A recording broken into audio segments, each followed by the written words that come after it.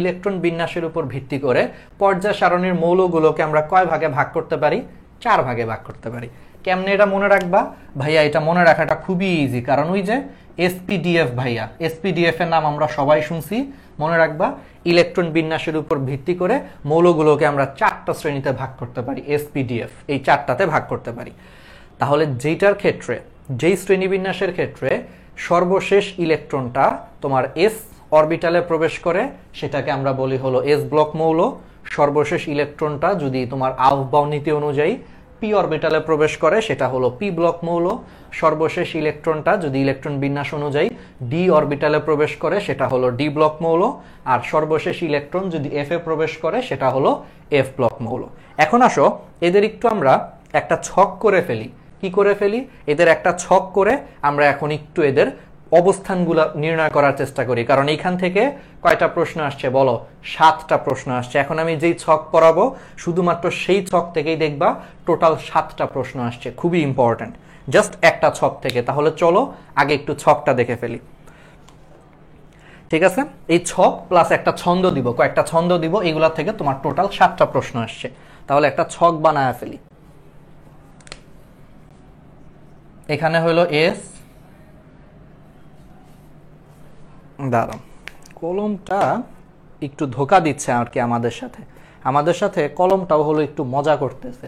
তাহলে ফার্স্টে হলো এস ব্লক, এখানে লেখো পি ব্লক, এখানে লেখো ডি ব্লক, এখানে লেখা হলো এফ ব্লক। ফার্স্টে চলে আসো কোন গ্রুপে কোন মৌল অবস্থিত, ঠিক আছে? পর্যায় সারণীর ফার্স্টে আসো এদের অবস্থানটা, গ্রুপ অনুযায়ী এদের অবস্থানটা। পর্যায় সারণীর গ্রুপ 1 এবং গ্রুপ 2 এর সকল মৌল, গ্রুপ 1 এবং গ্রুপ 2 খেয়াল করে দেখো। এস ব্লক প্রথমেই আছে এস, দেখো সবার ফার্স্টেই আসছে এস, তাহলে যে প্রথমে আসছে সে অবশ্যই 1 নম্বর গ্রুপে থাকবে, তাই না? তাহলে সিম্পলি মনে রাখবো যে এস সবার ফার্স্টে আসছে, তার মানে এস দিয়েই তোমার স্টার্ট হবে। অর্থাৎ পর্যায় সারণীর 1 এবং 2 নম্বর গ্রুপটাই তোমার এস ব্লক মৌল। সাথে হিলিয়াম বেচারা আছে, সাথে হিলিয়াম, কারণ তোমরা হিলিয়ামের ইলেকট্রন বিন্যাসটা করে দেখো, ওই যে 1s2, তাহলে শেষ ইলেকট্রন এসে গেছে, এই কারণে হিলিয়ামও এস ব্লক মৌল। তাহলে মনে রাখবা কেমনে? এসপিডিএফ সিরিয়ালে সবার আগে, এই কারণে হলো গ্রুপ 1 এবং গ্রুপ 2 হলো এস ব্লক মৌল হবে সিরিয়ালে, প্লাস হলো হিলিয়াম। তাহলে এখানে টোটাল কয়টা মৌল আছে? তাহলে একটু সংখ্যাটাও বলে ফেলি। ফার্স্টে গ্রুপ বলবো, তারপরে আমরা সংখ্যা বলবো। তাহলে পর্যায় সারণীর টোটাল 14টা মৌল হলো তোমার এস ব্লক মৌল, ঠিক আছে? তাহলে এইটুকু আশা করি ক্লিয়ার। এবার আসো পি ব্লক মৌল। পি ব্লক মৌল তোমার শুরু হয়েছে 13 থেকে 18 পর্যন্ত। তাহলে পর্যায় সারণীর কত কত গ্রুপ হলো তোমার পি ব্লক মৌল? পি ব্লক মৌল তোমার শুরু হয়েছে 13 থেকে ভাইয়া 18 পর্যন্ত। শুধুমাত্র কি বাদে বলো তো? হিলিয়াম বাদে, কারণ তোমরা জানো ভালো মতোই যে হিলিয়াম হলো ভাইয়া কোন কোন গ্রুপের মৌল? 18 নম্বর গ্রুপের মৌল। তো হিলিয়াম তো অলরেডি এসে চলে আসছে, তাহলে কি হিলিয়াম কখনো পিতে আসবে? আসবে না, তার মানে হলো হিলিয়াম বাদে। তাহলে 13 থেকে 18 পর্যন্ত সব মৌল, শুধু ব্র্যাকেটে লিখে রাখো হিলিয়াম বাদে, ঠিক আছে? এরা হলো পি ব্লক মৌল। কয়টা আছে পি ব্লক মৌল? 36টা আছে, ঠিক আছে? তাহলে টোটাল 36টা মৌল হলো তোমার পি ব্লক মৌল, ঠিক আছে? তাহলে এই জিনিসগুলো আশা করি আমরা পারবো। এখন আসো ডি ব্লক মৌল। তাহলে ডি ব্লক মৌল কত থেকে কত? দেখো একটা হলো 1 2 হয়ে গেছে, আরেকটা হলো 13 থেকে 18 নিয়ে গেছে। তাহলে মাঝখানে বাকি আছে আর কোনটা? অবশ্যই বাকি আছে, তার মানে ভাইয়া 3 থেকে 12, কারণ 1 2 হলো ও নিয়ে গেছে, 13 থেকে 18 আরেকজন নিয়ে গেছে। তাহলে বাকি আছেই তো মাত্র 3 থেকে 12, তার মানে পর্যায় সারণীর হলো তোমার 3 থেকে 12 নম্বর পর্যন্ত মৌলগুলো তোমার নর্মালি কি ব্লক মৌল হবে? ডি ব্লক মৌল হবে, ঠিক আছে? তাহলে ডি ব্লক মৌলের আন্ডারে টোটাল কয়টা মৌল আছে? ডি ব্লক মৌলের আন্ডারে টোটাল দেখবা তোমার 41টা মৌল আছে। কয়টা মৌল আছে? 41টা হলো তোমার মৌল আছে। তাহলে এখন আমারে বলো এফ ব্লক মৌল কোন গ্রুপে অবস্থিত? এটা কিন্তু আমাদের জানা উচিত, আমরা কিন্তু 9 10 পড়ে আসছি। ওই যে মনে আছে 9 10 কিন্তু আমরা পড়েছিলাম যে সকল এফ ব্লক মৌল একটা মাত্র গ্রুপে অবস্থিত। সেই গ্রুপটার নাম কি বলো তো? সকল এফ ব্লক মৌল একটা গ্রুপে অবস্থিত, এবং সেই গ্রুপটা হলো আবার 3 নম্বর গ্রুপ। ওই যে 3 নম্বর গ্রুপের নিচের দিকে তোমার 2টা এক্সট্রা জিনিস আছে না? যে 3 নম্বর গ্রুপে দেখবা যে নিচের দিকে 3 নম্বর গ্রুপে দেখবা যে নিচের দিকে আবার দুইটা এক্সট্রা জিনিস আছে। ওই যে একটারে আমরা বলি হলো ল্যান্থানাইড সিরিজ, আরেকটাকে বলি হলো আমরা অ্যাক্টিনাইড সিরিজ। তো মনে রাখবা ওই 3 নম্বর গ্রুপের ল্যান্থানাইড সিরিজ এবং অ্যাক্টিনাইড সিরিজের 3টা মৌল বাদে বাকি সব মৌল হলো এফ ব্লক মৌল। ল্যান্থানাইড সিরিজে মৌল আছে 15টা, অ্যাক্টিনাইড সিরিজে মৌল আছে 15টা। তাহলে 15 যোগ করলে কত হয় ভাইয়া? 30 হয়। সেই 30-এর মধ্যে ল্যান্থানাইডের একটা মৌল বাদ দিয়ে দাও, কত হয়? 29। আর অ্যাক্টিনাইড সিরিজের 2টা মৌল বাদ দিয়ে দাও, কত হয়? 27। তাহলে ল্যান্থানাইডের একটা আর অ্যাক্টিনাইডের জাস্ট 2টা মৌল বাদ দিয়ে বাকি সব মৌল হলো তোমার এফ ব্লক মৌল। তাহলে 30টা থেকে টোটাল কয়টা মৌল বাদ যাবে? ল্যান্থানাইড থেকে একটা বাদ চলে যাবে আর অ্যাক্টিনাইড থেকে বাকি 2টা বাদ চলে যাবে। তাহলে টোটাল 3টা মৌল বাদে 30। তাহলে 3 মৌল বাদে 30 মানে হলো 27।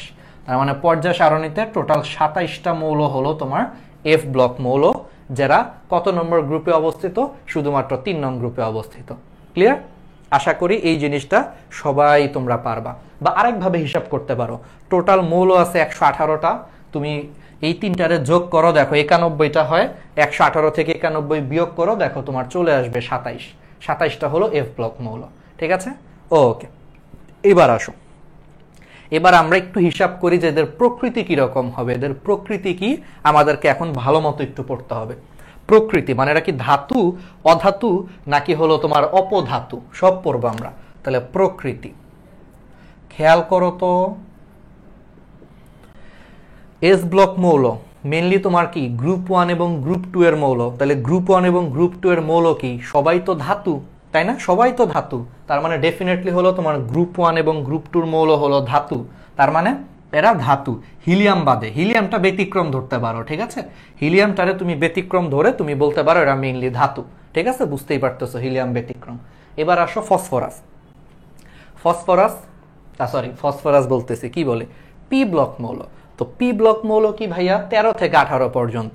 এই 13 থেকে 18 যদি তুমি পর্যায় সারণীতে যদি দেখো, দেখবে এখানে যেমন ধাতু আছে, যেমন অ্যালুমিনিয়াম যেমন আছে, আবার দেখবে যে বলতেছিলাম ফসফরাস, সালফার, নাইট্রোজেন, এগুলাও আছে। তার মানে এখানে ধাতুও আছে, অধাতুও আছে, আবার মাঝখানে কিছু জিনিস আছে যারা হলো মানে এদের মাঝামাঝি, মানে ধাতুও না, বেচারা ঠিক মতো ধাতুও না, আবার বেচারা ঠিক মতো অধাতুও হইতে পারে নাই। এদেরকে আমরা কি বলি?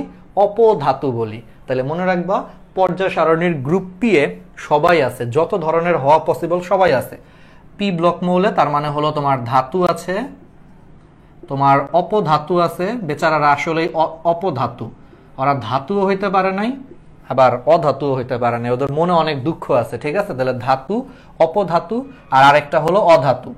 তাহলে এই সবগুলাই হলো তোমার পি ব্লক মৌল। এবার আসো ডি ব্লক মৌল। তাহলে কারা?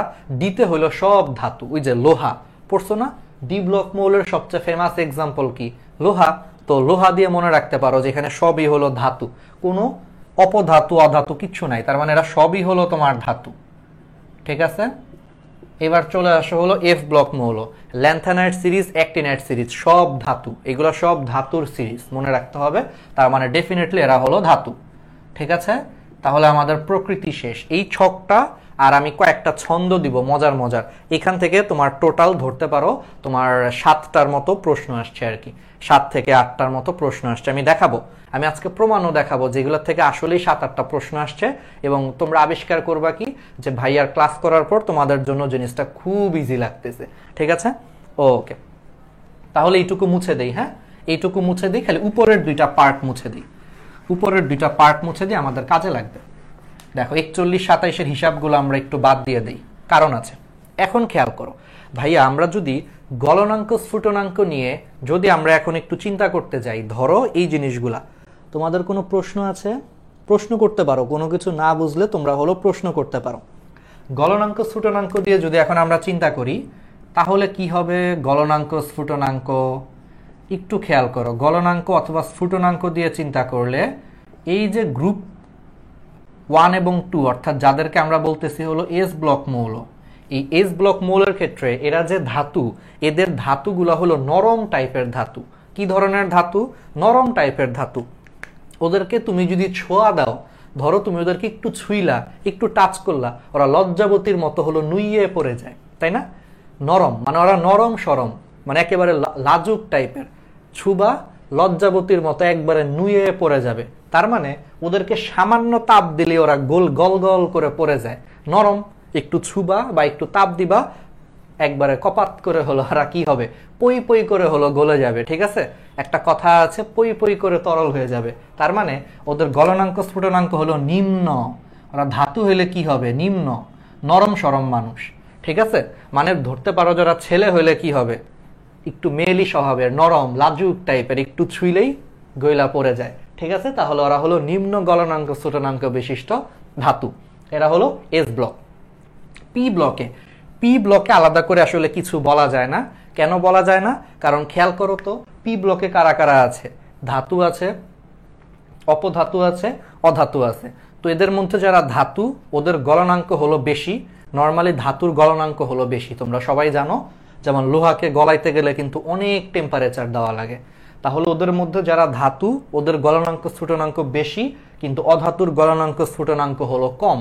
তার মানে ওদের ক্ষেত্রে আসলে আলাদা করে বলা যাচ্ছে না, কারণ কিছুর গলনাঙ্ক স্ফুটনাঙ্ক বেশি থাকতেছে, আবার কিছু জিনিসের গলনাঙ্ক স্ফুটনাঙ্কের মান একেবারে কম থাকতেছে। তো ওদের ক্ষেত্রে আসলে এইভাবে বলা যাচ্ছে না। কিন্তু ডি ব্লক মৌলগুলো হলো অনেক ভারী ধাতু। ডি এবং এফ এই দুটাই কিন্তু তোমার ভারী ধাতু। তার মানে বুঝতেই পারতেছে এদের গলনাঙ্ক স্ফুটনাঙ্কের মান কি হবে, অনেক অনেক অনেক বেশি হবে। দ্যাট মিনস ডি ব্লক এবং এফ ব্লক দুইটাই ভারী ধাতু হওয়ার কারণে এদের গলনাঙ্ক স্ফুটনাঙ্কের মান অনেক উচ্চ প্রকৃতির হয়, উচ্চ। ঠিক আছে, তাহলে আরেকটা ছক আমরা পড়ে ফেলছি যারা উচ্চ প্রকৃতির হয়। ওকে, এবার আসো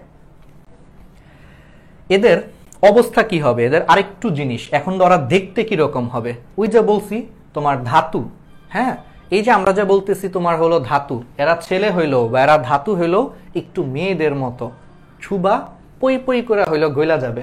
তাহলে বলো এরা প্রত্যেকেই কি হবে, এরা হলো তোমার প্রত্যেকেই নরম হবে, নরম, তার মানে নমনীয় ধাতু এরা। তাহলে এরা প্রত্যেকেই হলো নরম এবং নমনীয় প্রকৃতির হবে এস ব্লক, এই ধাতুগুলো। আর ডি এবং এফ এরা সবাই কি রাফ এন্ড টাফ। ডি এবং এফ আমি কেমনে মনে রাখতাম, এফ রাফ, মানে এরা সবাই রাফ এন্ড টাফ, মানে অনেক শক্ত প্রকৃতির। তার মানে এই ধাতুগুলো হইল অত্যন্ত ভারী এবং শক্ত, ভারী শক্ত। ডি এবং এফ দুইটারই সেম অবস্থা, ভারী এবং শক্ত, সেম। ঠিক আছে, আর এরা হলো একটু মেয়েলি স্বভাবের, টাচ করছো পই পই করে গলা যাবে, মানে নরম এবং নমনীয় হবে। ওকে, তাহলে এগুলো আমরা পারবো। লাস্ট জিনিসটা হলো তড়িৎ পরিবাহিতা। বলো, তড়িৎ পরিবাহিতার যদি আমরা এখন ধর্ম চিন্তা করি, তড়িৎ পরিবাহিতার যদি এখন আমরা ধর্ম চিন্তা করি, তাহলে বলো এরা কি হবে, তড়িৎ কি হবে, সুপরিবাহী হবে। কারণ হাজার হোক এরা তো ধাতু, তাই না? তাহলে হাজার হোক এরা যেহেতু ধাতু, তার মানে এরা কিন্তু সুপরিবাহী হবে। কি হবে, সুপরিবাহী হবে এস ব্লক মৌল। পি ব্লকে কি হবে, পি ব্লকে ওই যে সেম কথা, যদি এরা ধাতু হয়, যদি এরা ধাতু হয় তাহলে এরা কি হবে, সুপরিবাহী হবে। আর যদি এরা অধাতু হয় তাহলে এরা কি হবে, কুপরিবাহী হবে। তাহলে যদি এরা ধাতু হয় তাহলে এরা অবশ্যই সুপরিবাহী হচ্ছে, আর যদি এরা অধাতু হয় তাহলে অবশ্যই এরা কি হবে, কুপরিবাহী হবে। ঠিক আছে, কিন্তু এর মধ্যে একটা ব্যতিক্রম আছে। বলতো কি কি ব্যতিক্রম? ওই যে গ্রাফাইট। ঠিক আছে, গ্রাফাইট কি, অধাতু হওয়ার পরও এরা কি করতে পারে, তড়িৎ পরিবহন করতে পারে। ছোটবেলায় পড়ে আসছো, কারণ এখানে তো গ্রাফাইটও আছে।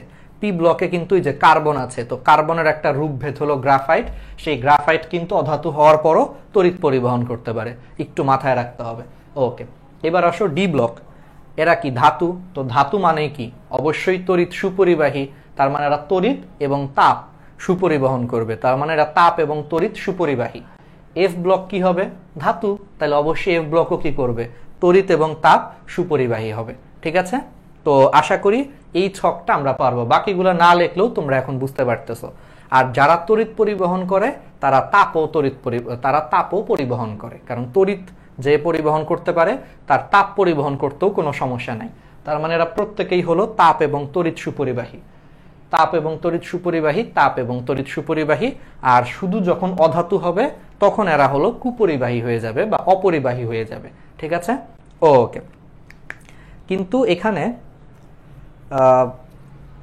কিন্তু এখানে একটা জিনিস তোমাদেরকে মাথায় রাখতে হবে যে গ্রাফাইটটা কিন্তু একটু ব্যতিক্রম।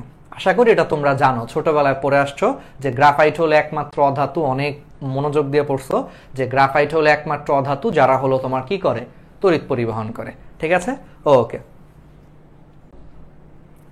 ওকে। একজন বলতেছে ভাইয়া প্লিজ ইংলিশ টার্মগুলো হলো বলে দেন। আচ্ছা, ইংলিশ টার্মগুলো আমরা যদি বলি,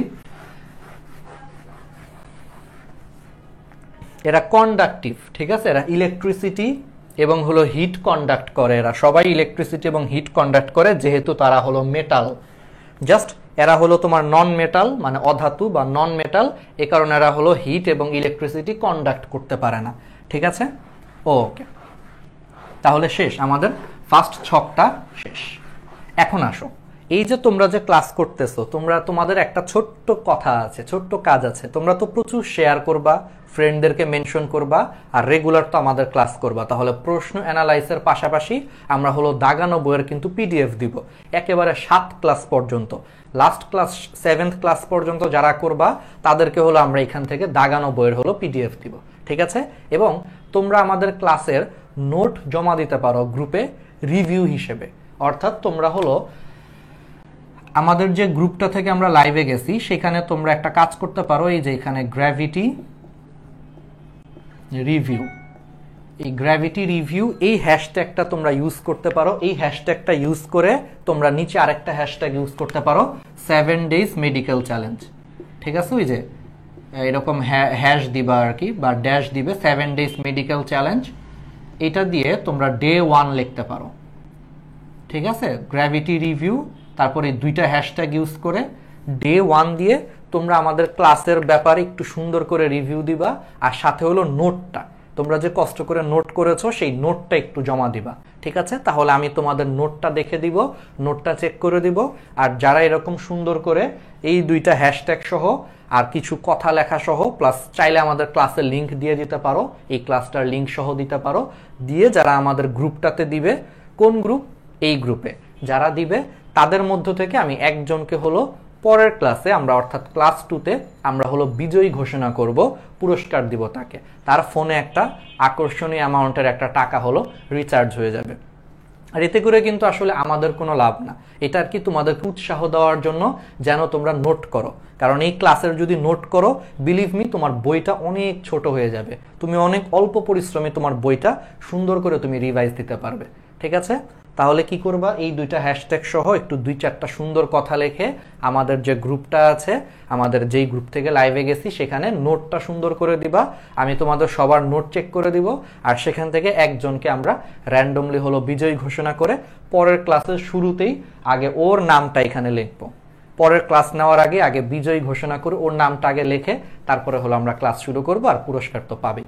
ঠিক আছে, এটা একটু সবাই খেয়াল রাখবে। তাহলে আসো এবার আমরা একটু ছন্দে চলে যাই, আমরা 2-3টা একটু মজার মজার ছন্দ পড়ে ফেলি।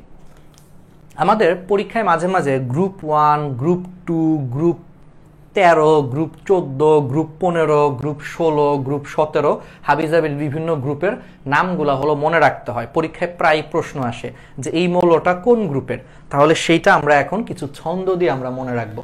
ঠিক আছে, তাহলে আসো আমরা এখন একটু কিছু মজার মজার ছন্দে চলে যায়। আমি 2-3টা ছন্দ লিখি, আশা করি তোমরা মজা পাবা। এই ছন্দগুলা বেশ চমৎকার ছন্দ। লিনা নামে মনে করো একটা ফ্রেন্ড আছে, লিনা। তাহলে লিনাকে রুবি সাজাচ্ছে ফ্রান্সে। তাহলে লিনাকে কি করছে, লিনাকে রুবি সাজাচ্ছে ফ্রান্সে। আমি আগেই বলে দিই, অনেকে বলতে পারো ভাইয়া এগুলো তো ছন্দ ছাড়াই মুখস্থ থাকে, উল্টা আরো ভাইয়া ছন্দ দিলে কঠিন লাগে। শুনো, সব ছন্দ তো তোমরা মুখস্থ করবা না, কিন্তু ধরো আমি যদি 10টা ছন্দ লিখে দেই, সেই 10টার মধ্যে হতে পারে যে 1টা বা 2টা ছন্দ তোমার কাজে লাগছে, কারণ তুমি হয়তো আগে ওই জিনিসগুলো মুখস্থ করতে অনেক প্যারা খাইতা, কিন্তু এই 10টা ছন্দের মধ্যে 1টা বা 2টা ছন্দ তোমার অনেক হেল্প করছে, তুমি এটা তোমার মতো শিখে ফেলছো। আবার ধরো সেই 10টা ছন্দের অন্য 2টা ছন্দ হয়তো তোমার আরেকটা ফ্রেন্ডের অনেক হেল্প করছে, ও হয়তো অন্য 2টা জিনিস মনে রাখতো, অনেক প্যারা খাইতো, ওর মনে করে অনেক উপকার হচ্ছে এই ছন্দ দিয়ে। এই কারণে আমরা ছন্দটা দিই, বাট আমরা এটাও একই সাথে আশা করি যে আসলে সত্যি কথা, কেউ 10টা ছন্দের 10টা ছন্দই কেউ কখনো মনে রাখবে না, এটা লাগেও না আসলে। কারণ কিছু জিনিস জিনিস আছে এমনিতেই আমাদের মনে থাকে। তোমার যেটা দরকার, তোমার যে একটা দুইটা ছন্দ দরকার, তুমি সেটা যদি ভালো মনে করো সেগুলো তুমি শিখে ফেলবা, ঠিক আছে। কিন্তু আলটিমেটলি দেখা যায় যে এক একজন এক এক ছন্দটা পছন্দ করে, এই জন্য আমরা সবকিছুরই যতটুকু পারা যায় মুখস্থ করানোর জন্য। আর যদি কেউ বলো যে ভাইয়া ছন্দ ছাড়া কি আর কোনো উপায় আছে কিনা, আর একটাই উপায় আছে, সেই উপায়টাকে আমরা বলতে পারি হলো ডিএম মেথড। যদি কেউ ছন্দ মুখস্থ করতে না চাও, একটা খুবই কার্যকরী একটা মেথড আছে, খুবই কার্যকরী হলো একটা মেথড আছে, সেটা হলো ডিএম মেথড। যদি কেউ ছন্দ ছাড়া মনে রাখতে চাও, এটা খুবই কার্যকরী, সাইন্টিফিক্যালি প্রুভেন একটা মেথড হলো ডিএম মেথড। ওকে, তো অনেকে এখন একটু চিন্তা করতে থাকো যে ডিএম মেথড জিনিসটা কি আসলে। এটা কিন্তু সাইন্টিফিক্যালি প্রুভেন একটা মেথড। কেউ যদি ছন্দ মনে রাখতে না চাও, এটা খুব হেল্প করবে এই ডিএম মেথডটা। এখন একটু চিন্তা করো যে ভাই এই ডিএম মেথডটা আসলে কি। আমি একটু একটা মজার জিনিস বলি, এই ডিএম মেথড হইলো এটা সাইন্টিফিক্যালি প্রুভেন, খুবই ইম্পর্টেন্ট একটা মেথড। সেই মেথডটা হইলো ডাইরেক্ট মুখস্থ। আচ্ছা, ডাইরেক্ট মুখস্থ, ঠিক আছে। তার মানে এই ডিএম মেথডটা হলো অ্যাকচুয়ালি ডাইরেক্ট মুখস্থ। যাদের ছন্দ কোনোভাবেই মনে থাকবে না, ডাইরেক্ট মুখস্থ করে ফেলবো, আমাদের ডিএম মেথড সাইন্টিফিক্যালি প্রুভড আর কি, ঠিক আছে।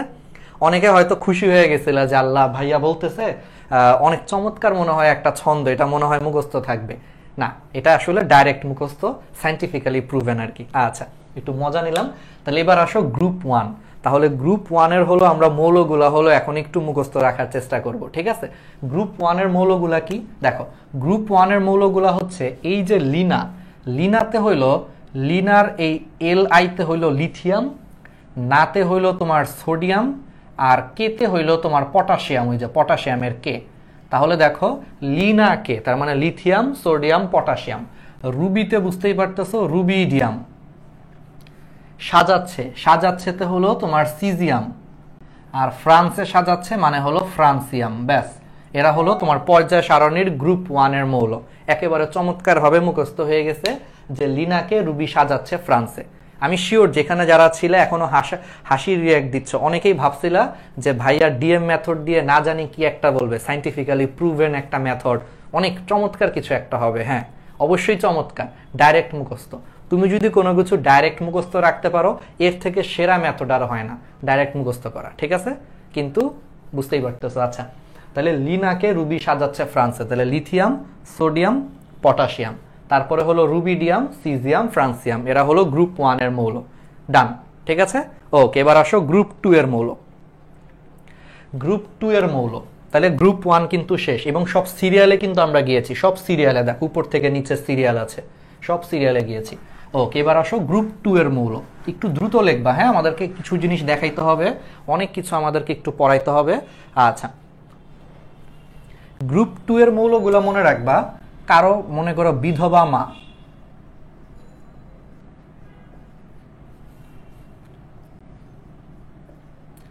বিধবা মায়ের ক্যাডার সন্তান, মানে তার ছেলে মনে করো বিসিএস ক্যাডার হয়েছে, বিধবা মায়ের ক্যাডার সন্তান। আচ্ছা, এই সবুজ কাল একটু প্যারা আর কি, আচ্ছা আমি পরে মুছি। ক্যাডার সন্তান বাদশাহ রহিম, বাদশাহ রহিম নিচে লেখি, হ্যাঁ তোমরা পাশাপাশি লেখো, আমার এখানে একটু জায়গা কম এই জন্য একটু এখানে লিখছি। বিধবা মা, মনে করো একজন মা হলো বিধবা, বাট তার ছেলে মনে করো অনেক বিসিএস ক্যাডার হয়ে গেছে, ঠিক আছে। বিধবা মায়ের ক্যাডার সন্তান বাদশাহ রহিম, এবং তার ছেলে ক্যাডার হয়েই তার নামের আগে হলো বাদশাহ উপাধি গ্রহণ করেছে, যে আমার নাম যেহেতু আজকে থেকে আমি বিসিএস ক্যাডার, তাহলে আমার নাম আর রহিম না, আমার নাম হলো বাদশাহ রহিম আর কি, ঠিক আছে, ক্লিয়ার। ওকে, তাহলে খেয়াল করো বিধবা, তাহলে বলো বিধবাতে তোমার কি আসবে? বেরিলিয়াম। তারপরে কি আসবে? মায়ের কি আসবে? ম্যাগনেসিয়াম। ক্যাডারে কি আসবে? ক্যালসিয়াম। সন্তানে কি আসবে? স্ট্রনসিয়াম। তারপরে কি আসবে? বেরিয়াম। আর তারপরে কি আসবে? রেডিয়াম, ঠিক আছে, ক্লিয়ার। তাহলে বিধবা মায়ের ক্যাডার সন্তান বাদশাহ রহিম, তাহলে beryllium, magnesium, calcium, strontium, barium আর রেডিয়াম আর কি, ঠিক আছে। ওকে,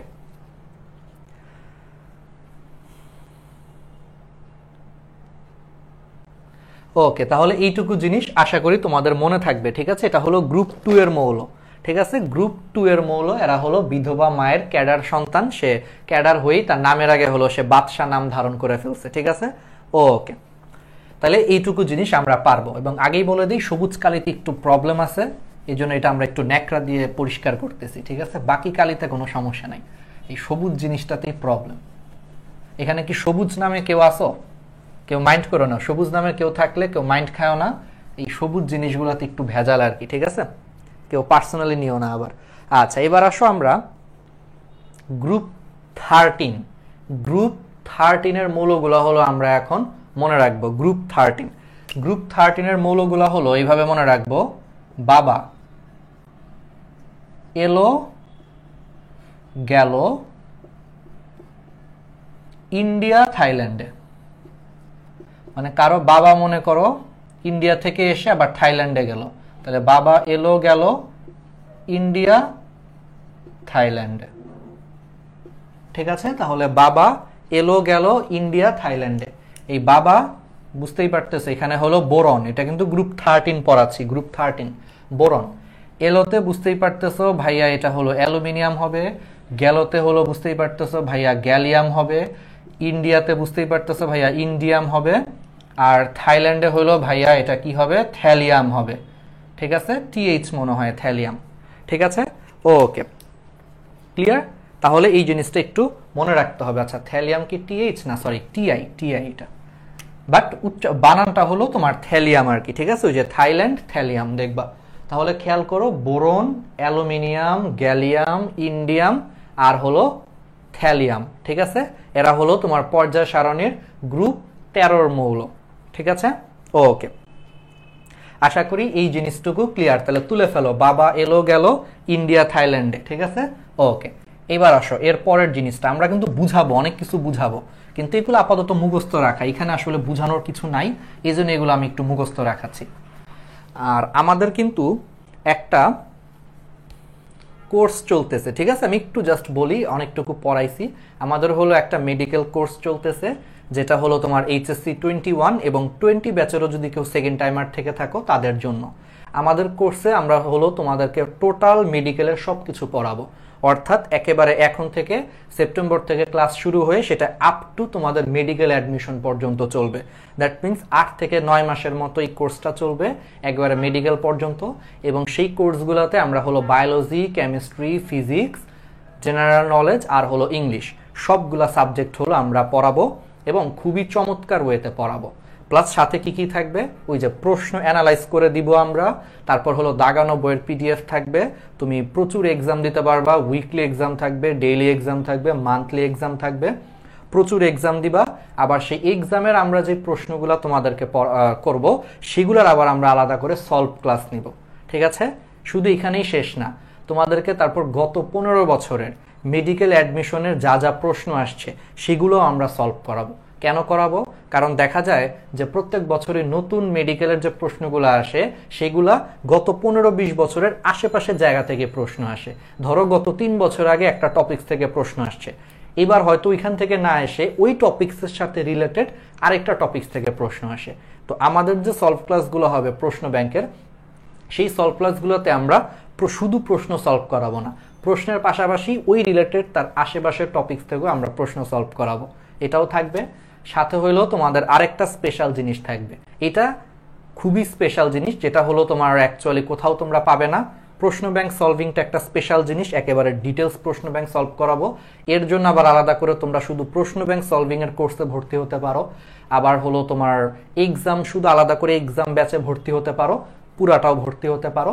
আর আরেকটা স্পেশাল যে জিনিস থাকবে, যে যারা আমাদের কোর্সে থাকবা ওদের জন্য আমরা আলাদা করে আরেকটা মেসেঞ্জার গ্রুপ রাখবো, যেই মেসেঞ্জার গ্রুপে তোমাদেরকে 15 দিন পর পর বা 20 দিন পর পর তোমাদেরকে নিয়ে আমি সবসময় একটা করে মোটিভেশনাল সেশন করব, যেই সেশনে কোনো পড়া হবে না, আমি নিজে পার্সোনালি তোমাদের পড়াশোনার ব্যাপারে সবসময় খোঁজ খবর নিব।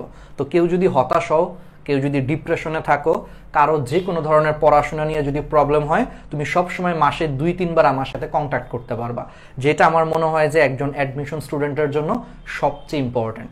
কারণ এই স্টেজটা তো আমরা পার করে আসছি, এই ভর্তি যুদ্ধে স্টুডেন্টরা খুব দ্রুত হলো তোমার ডিপ্রেসড হয়ে যায়। আমি তোমাদেরকে একটা চ্যালেঞ্জ দিতে পারি, তোমরা এক মাস তোমরা ঠিকমতো অ্যাডমিশনের ক্লাস করার পরই দেখবা যে তোমরা সবাই হতাশায় ভুগতেছো। এটা আমি একটা ওপেন চ্যালেঞ্জ দিয়ে দিলাম, কারণ এটা 95%-এরই হয়। 5% যারা অমানুষ ওরা বাদ দিলে 95% স্টুডেন্টেরই দেখা যায় যে অ্যাডমিশনের 15 দিন 20 দিন বা 1 মাসের মধ্যেই প্রচণ্ড হতাশায় ভোগে, ইনফিরিয়রিটি কমপ্লেক্সে ভোগে। ওর কাছে মনে হয় যে আমার দিয়ে হবে না, এত কম্পিটিশন, মানুষ কত বেশি পায়, হবে না। তো সেই ক্ষেত্রে তখন স্টুডেন্টরা সবচেয়ে বেশি মিস করে কাকে জানো? একজন মেন্টরকে। যে একজন সিনিয়র যদি কোনো ভাইয়া বা সিনিয়র কোনো আপুর সাথে যদি শেয়ার করতে পারে, স্টুডেন্টরা দেখা যায় যে হলো অনেক বেশি অ্যাপ্রিসিয়েট করে। তো সেই সুযোগটাও আমাদের কোর্সে থাকবে, যেটা কিন্তু অন্য কোনো কোচিংয়ে পাবে না। কারণ যে কোনো বড় বড় কোচিংয়ে কি হবে, যেই টিচার ক্লাস নেবে তাকে তুমি জীবনে একবারই দেখবা যে সে একদিন একটা চ্যাপ্টার পড়াইছে, পরের দিন একই সাবজেক্টে আরেক টিচার আসছে ক্লাস নিতে। তার মানে তুমি জীবনে আর তারে খুঁজে পাচ্ছ না, একজনরে আর তুমি দুইবার দেখবা না কখনো। কিন্তু আমাদের এইখানে ঘুরে ফিরে আমরাই দুই একজনই ক্লাস নিব, সবসময় তুমি আমাদেরকে পাবা। তোমার যে কোনো প্রবলেমে মেন্টাল সাপোর্ট থেকে শুরু করে সবকিছু, যেটা অ্যাডমিশনের সবচেয়ে ইম্পর্টেন্ট একটা পার্ট। আর সাথে তো আমরা তো বলতেছি যে প্রশ্ন ব্যাংক থাকবে, সলভিং থাকবে এক্সট্রা আশেপাশের জায়গা থেকে, যেখান থেকে আমার 2020-এর যারা স্টুডেন্ট ছিল আল্লাহর রহমতে ওরাও 30+ প্রশ্ন কমন পাইছে, জাস্ট খালি প্রশ্ন ব্যাংক সলভিং এর ক্লাসগুলো থেকে। কারণ ওই যে আমি তো একটা টপিকস পড়াই নাই, একটা প্রশ্ন আসছে সেই ছক থেকে আমি সবই পড়ায় দিছি ওদেরকে সলভ করার সময়, হয়ে গেছে। ঠিক আছে, এইভাবেও আসছে। প্রশ্ন ব্যাংক সলভিং থাকবে, এক্সাম থাকবে, ক্লাস থাকবে, দাগানো বইয়ের পিডিএফ থাকবে, প্রশ্ন অ্যানালাইজ থাকবে, সবই তো থাকতেছে। এবং এত সব কিছু 8-9 মাসে। সাথে আরেকটা এক্সট্রা জিনিস অ্যাড করেছি, যারা এইচএসসি 21, তোমাদের কিন্তু আমার মাথার মধ্যে একটা টেনশন আছে কি ভাইয়া আমাদের এইচএসসিটাও তো আসবে, ডিসেম্বরে তো ভাইয়া এইচএসসি হচ্ছে, যে আজকেও একটা ঘোষণা দিয়েছে। আমরা আমাদের অ্যাডমিশনটায় আমরা হলো ফার্স্টে শর্ট সিলেবাস শেষ করব। দ্যাট মিনস শুধু শর্ট সিলেবাসটা আমরা এইচএসসির আগে খুব দ্রুত শেষ করায় দেব। সাথে অবশ্যই ইংলিশ পড়াবো, জিকে পড়াবো, সবকিছু প্রথম থেকেই পড়াবো। কিন্তু ফার্স্টে আমরা শর্ট সিলেবাসটা শেষ করে দেওয়ার কারণে একই সাথে তোমার এইচএসসি অ্যাডমিশনও এইচএসসি প্রিপারেশনও হয়ে যাবে, কারণ এইচএসসির আগেই তোমার শর্ট সিলেবাস ডান। তো আশা করি, আমার মনে হয় যে এত সুযোগ সুবিধা যেখানে তোমাদের এইচএসসি পর্যন্ত আমরা কাভার করে দিচ্ছি, সাথে তো মেডিকেলের সবকিছু আছেই। ফার্স্টে আমরা শর্ট সিলেবাস পড়াবো, এইচএসসির আগে সব শেষ করে দিব, দেন আমরা বাকি ফুল বই শেষ করব। আর যদি কখনো এরকম হয় যে সরকার থেকে বলল যে না এবার শর্ট সিলেবাসেই হবে, তাহলে শর্ট সিলেবাসটা আমরা বারবার করে রিভাইজ দিব। বাট মোস্ট প্রবাবলি ফুল বইয়ের উপরে অ্যাডমিশন হওয়ার চান্সটা অনেক বেশি মেডিকেল, সেক্ষেত্রে আমরা ফুল বই পড়াবো। কিন্তু প্রথমে এইচএসসির আগে আমরা শর্ট সিলেবাস পড়াবো, যাতে তোমার এইচএসসিও ফুল কাভার হয়ে যায়। এবং একই সাথে আমি আলাদা করে ফিজিক্সের ম্যাথ ক্লাস নিব। আমি একবারে সিরিয়াসলি বলি, মেডিকেল স্ট্যান্ডার্ডে যদি আমরা পড়াই, তোমার বায়োলজি আল্লাহর রহমতে ফুল কাভার হবে এইচএসসির জন্য, মানে মেডিকেল তো কাভার হবে, এইচএসসির জন্য ফুল কাভার হবে, কেমিস্ট্রিও তোমার মেডিকেল প্লাস এইচএসসি ফুল কাভার হবে। কিন্তু আমরা যে ফিজিক্স পড়াবো, মেডিকেলের ফিজিক্স দিয়ে তোমাদের মেডিকেল কাভার হবে, বাট তোমাদের আসলে সৃজনশীলগুলা কাভার হবে না। এটা সত্যি কথা, এটা আমি স্বীকার করতেছি, ফিজিক্সটা কাভার হবে না এইচএসসির জন্য। কিন্তু টেনশন করার কোনো কারণ নাই, ভাইয়া আছে, আমি তোমাদেরকে ফিজিক্সেরও ম্যাথ করাবো, সৃজনশীলও পড়াবো এইচএসসির আগে, ঠিক আছে, শর্ট সিলেবাসটা। এবং এটা আমি কেন বলতে পারতেছি, কারণ আমি হলো নিজে উদ্ভাস এবং মেডিকোর সিনিয়র টিচার ছিলাম, এবং তোমাদের ভাইয়া হলো শুধু ডিএমসিতে না, আমি বুয়েটে, তারপর হলো ডিউতে, সবগুলাতেই চান্স পাইছি। এবং আমি গত 5 বছর ধরে পড়ায়ও আসছি, ফিজিক্স সব পড়াইছি। যেমন আমার 20 ব্যাচে আমার ইঞ্জিনিয়ারিংয়ের স্টুডেন্টও ছিল, ইঞ্জিনিয়ারিংয়ের অনেক স্টুডেন্ট আমি পড়াইছি যারা আল্লাহর রহমতে বুয়েটে চান্স পেয়েছে, ভালো ভালো জায়গায় আছে, ওদেরকে আমি পড়াইছি পুরো বুয়েটের মতো করে গত 5 বছর ধরে। তো প্যারা নেওয়ার কোনো কারণ নাই, আমি নিজে তোমাদেরকে আলাদা করে ফিজিক্সের বড় ম্যাথও করাবো, কারণ মেডিকেলের মতো করে পড়াইলে এইচএসসি কাভার হবে না, শুধু ফিজিক্সে আর কি। তো এত কিছু করাচ্ছি, এবং সেটার হলো কোর্সের লিঙ্ক উপরে দেওয়া আছে। সবচেয়ে বড় কথা, কোর্সের লিঙ্কটা উপরে দেওয়া আছে, ভর্তি হতে পারো। এই যে কালকের পরের দিন আমাদের ওরিয়েন্টেশন, দেন আমরা হলো শুরু করব। আর 1 সপ্তাহ তো থাকবেই, তোমাদের সাথে তো আমরা আছি, 7 ডেজ চ্যালেঞ্জ তো থাকতেছেই, তোমরা ভর্তি হতে পারো, উপরে লিঙ্ক দেওয়া আছে, ঠিক আছে? ওকে, তাহলে আসো একটু ছোট্ট করে বা একটু বড় করে হলো অ্যাডভার্টাইজিং করে ফেললাম। আচ্ছা, অনেক অ্যাডভার্টাইজিং হয়েছে, এখন আসো একটু রিল্যাক্স হয়েছে, আবার আমরা এখন গ্রুপ 14 থেকে শুরু করি। ওকে, তাহলে এবার খেয়াল করো, তাহলে গ্রুপ 14 থেকে তাহলে আমরা শুরু করি। আর যারা যারা ভর্তি হতে চাও মেডিকেল কোর্সটাতে, এইচএসসি 21+20 ব্যাচের উপরে লিঙ্ক দেওয়া আছে, অ্যাড হতে পারো, সবকিছু লেখা আছে। স্টিল যদি আরো জানতে চাও, এই যে আমাদের একটা পেজ দেখতেছো নীল কালারের, গ্র্যাভিটি মেডিটেশনে একটা মেসেজ দিও, সার্চ দিয়ে আমরা রিপ্লাই দিয়ে দিব, ঠিক আছে? এবং পেমেন্টটাও কিন্তু অনেক কম, ঠিক আছে? পেমেন্টটাও কিন্তু অনেক অনেক অনেক কম। যে কোনো কোচিংয়ে তোমাদের পেমেন্ট রাখবে কিন্তু 17 থেকে 18,000 টাকা। আমি বলে দিলাম, চাইলে বিশ্বাস না হলে খোঁজখবর নিয়ে দেখতে পারো, বা মিনিমাম 15,000 টাকার নিচে তোমরা পাবে না যে কোনো কোচিংয়ে। আর সেই জায়গায় আমরা কোচিংয়ের থেকে বেশি সার্ভিস দিচ্ছি।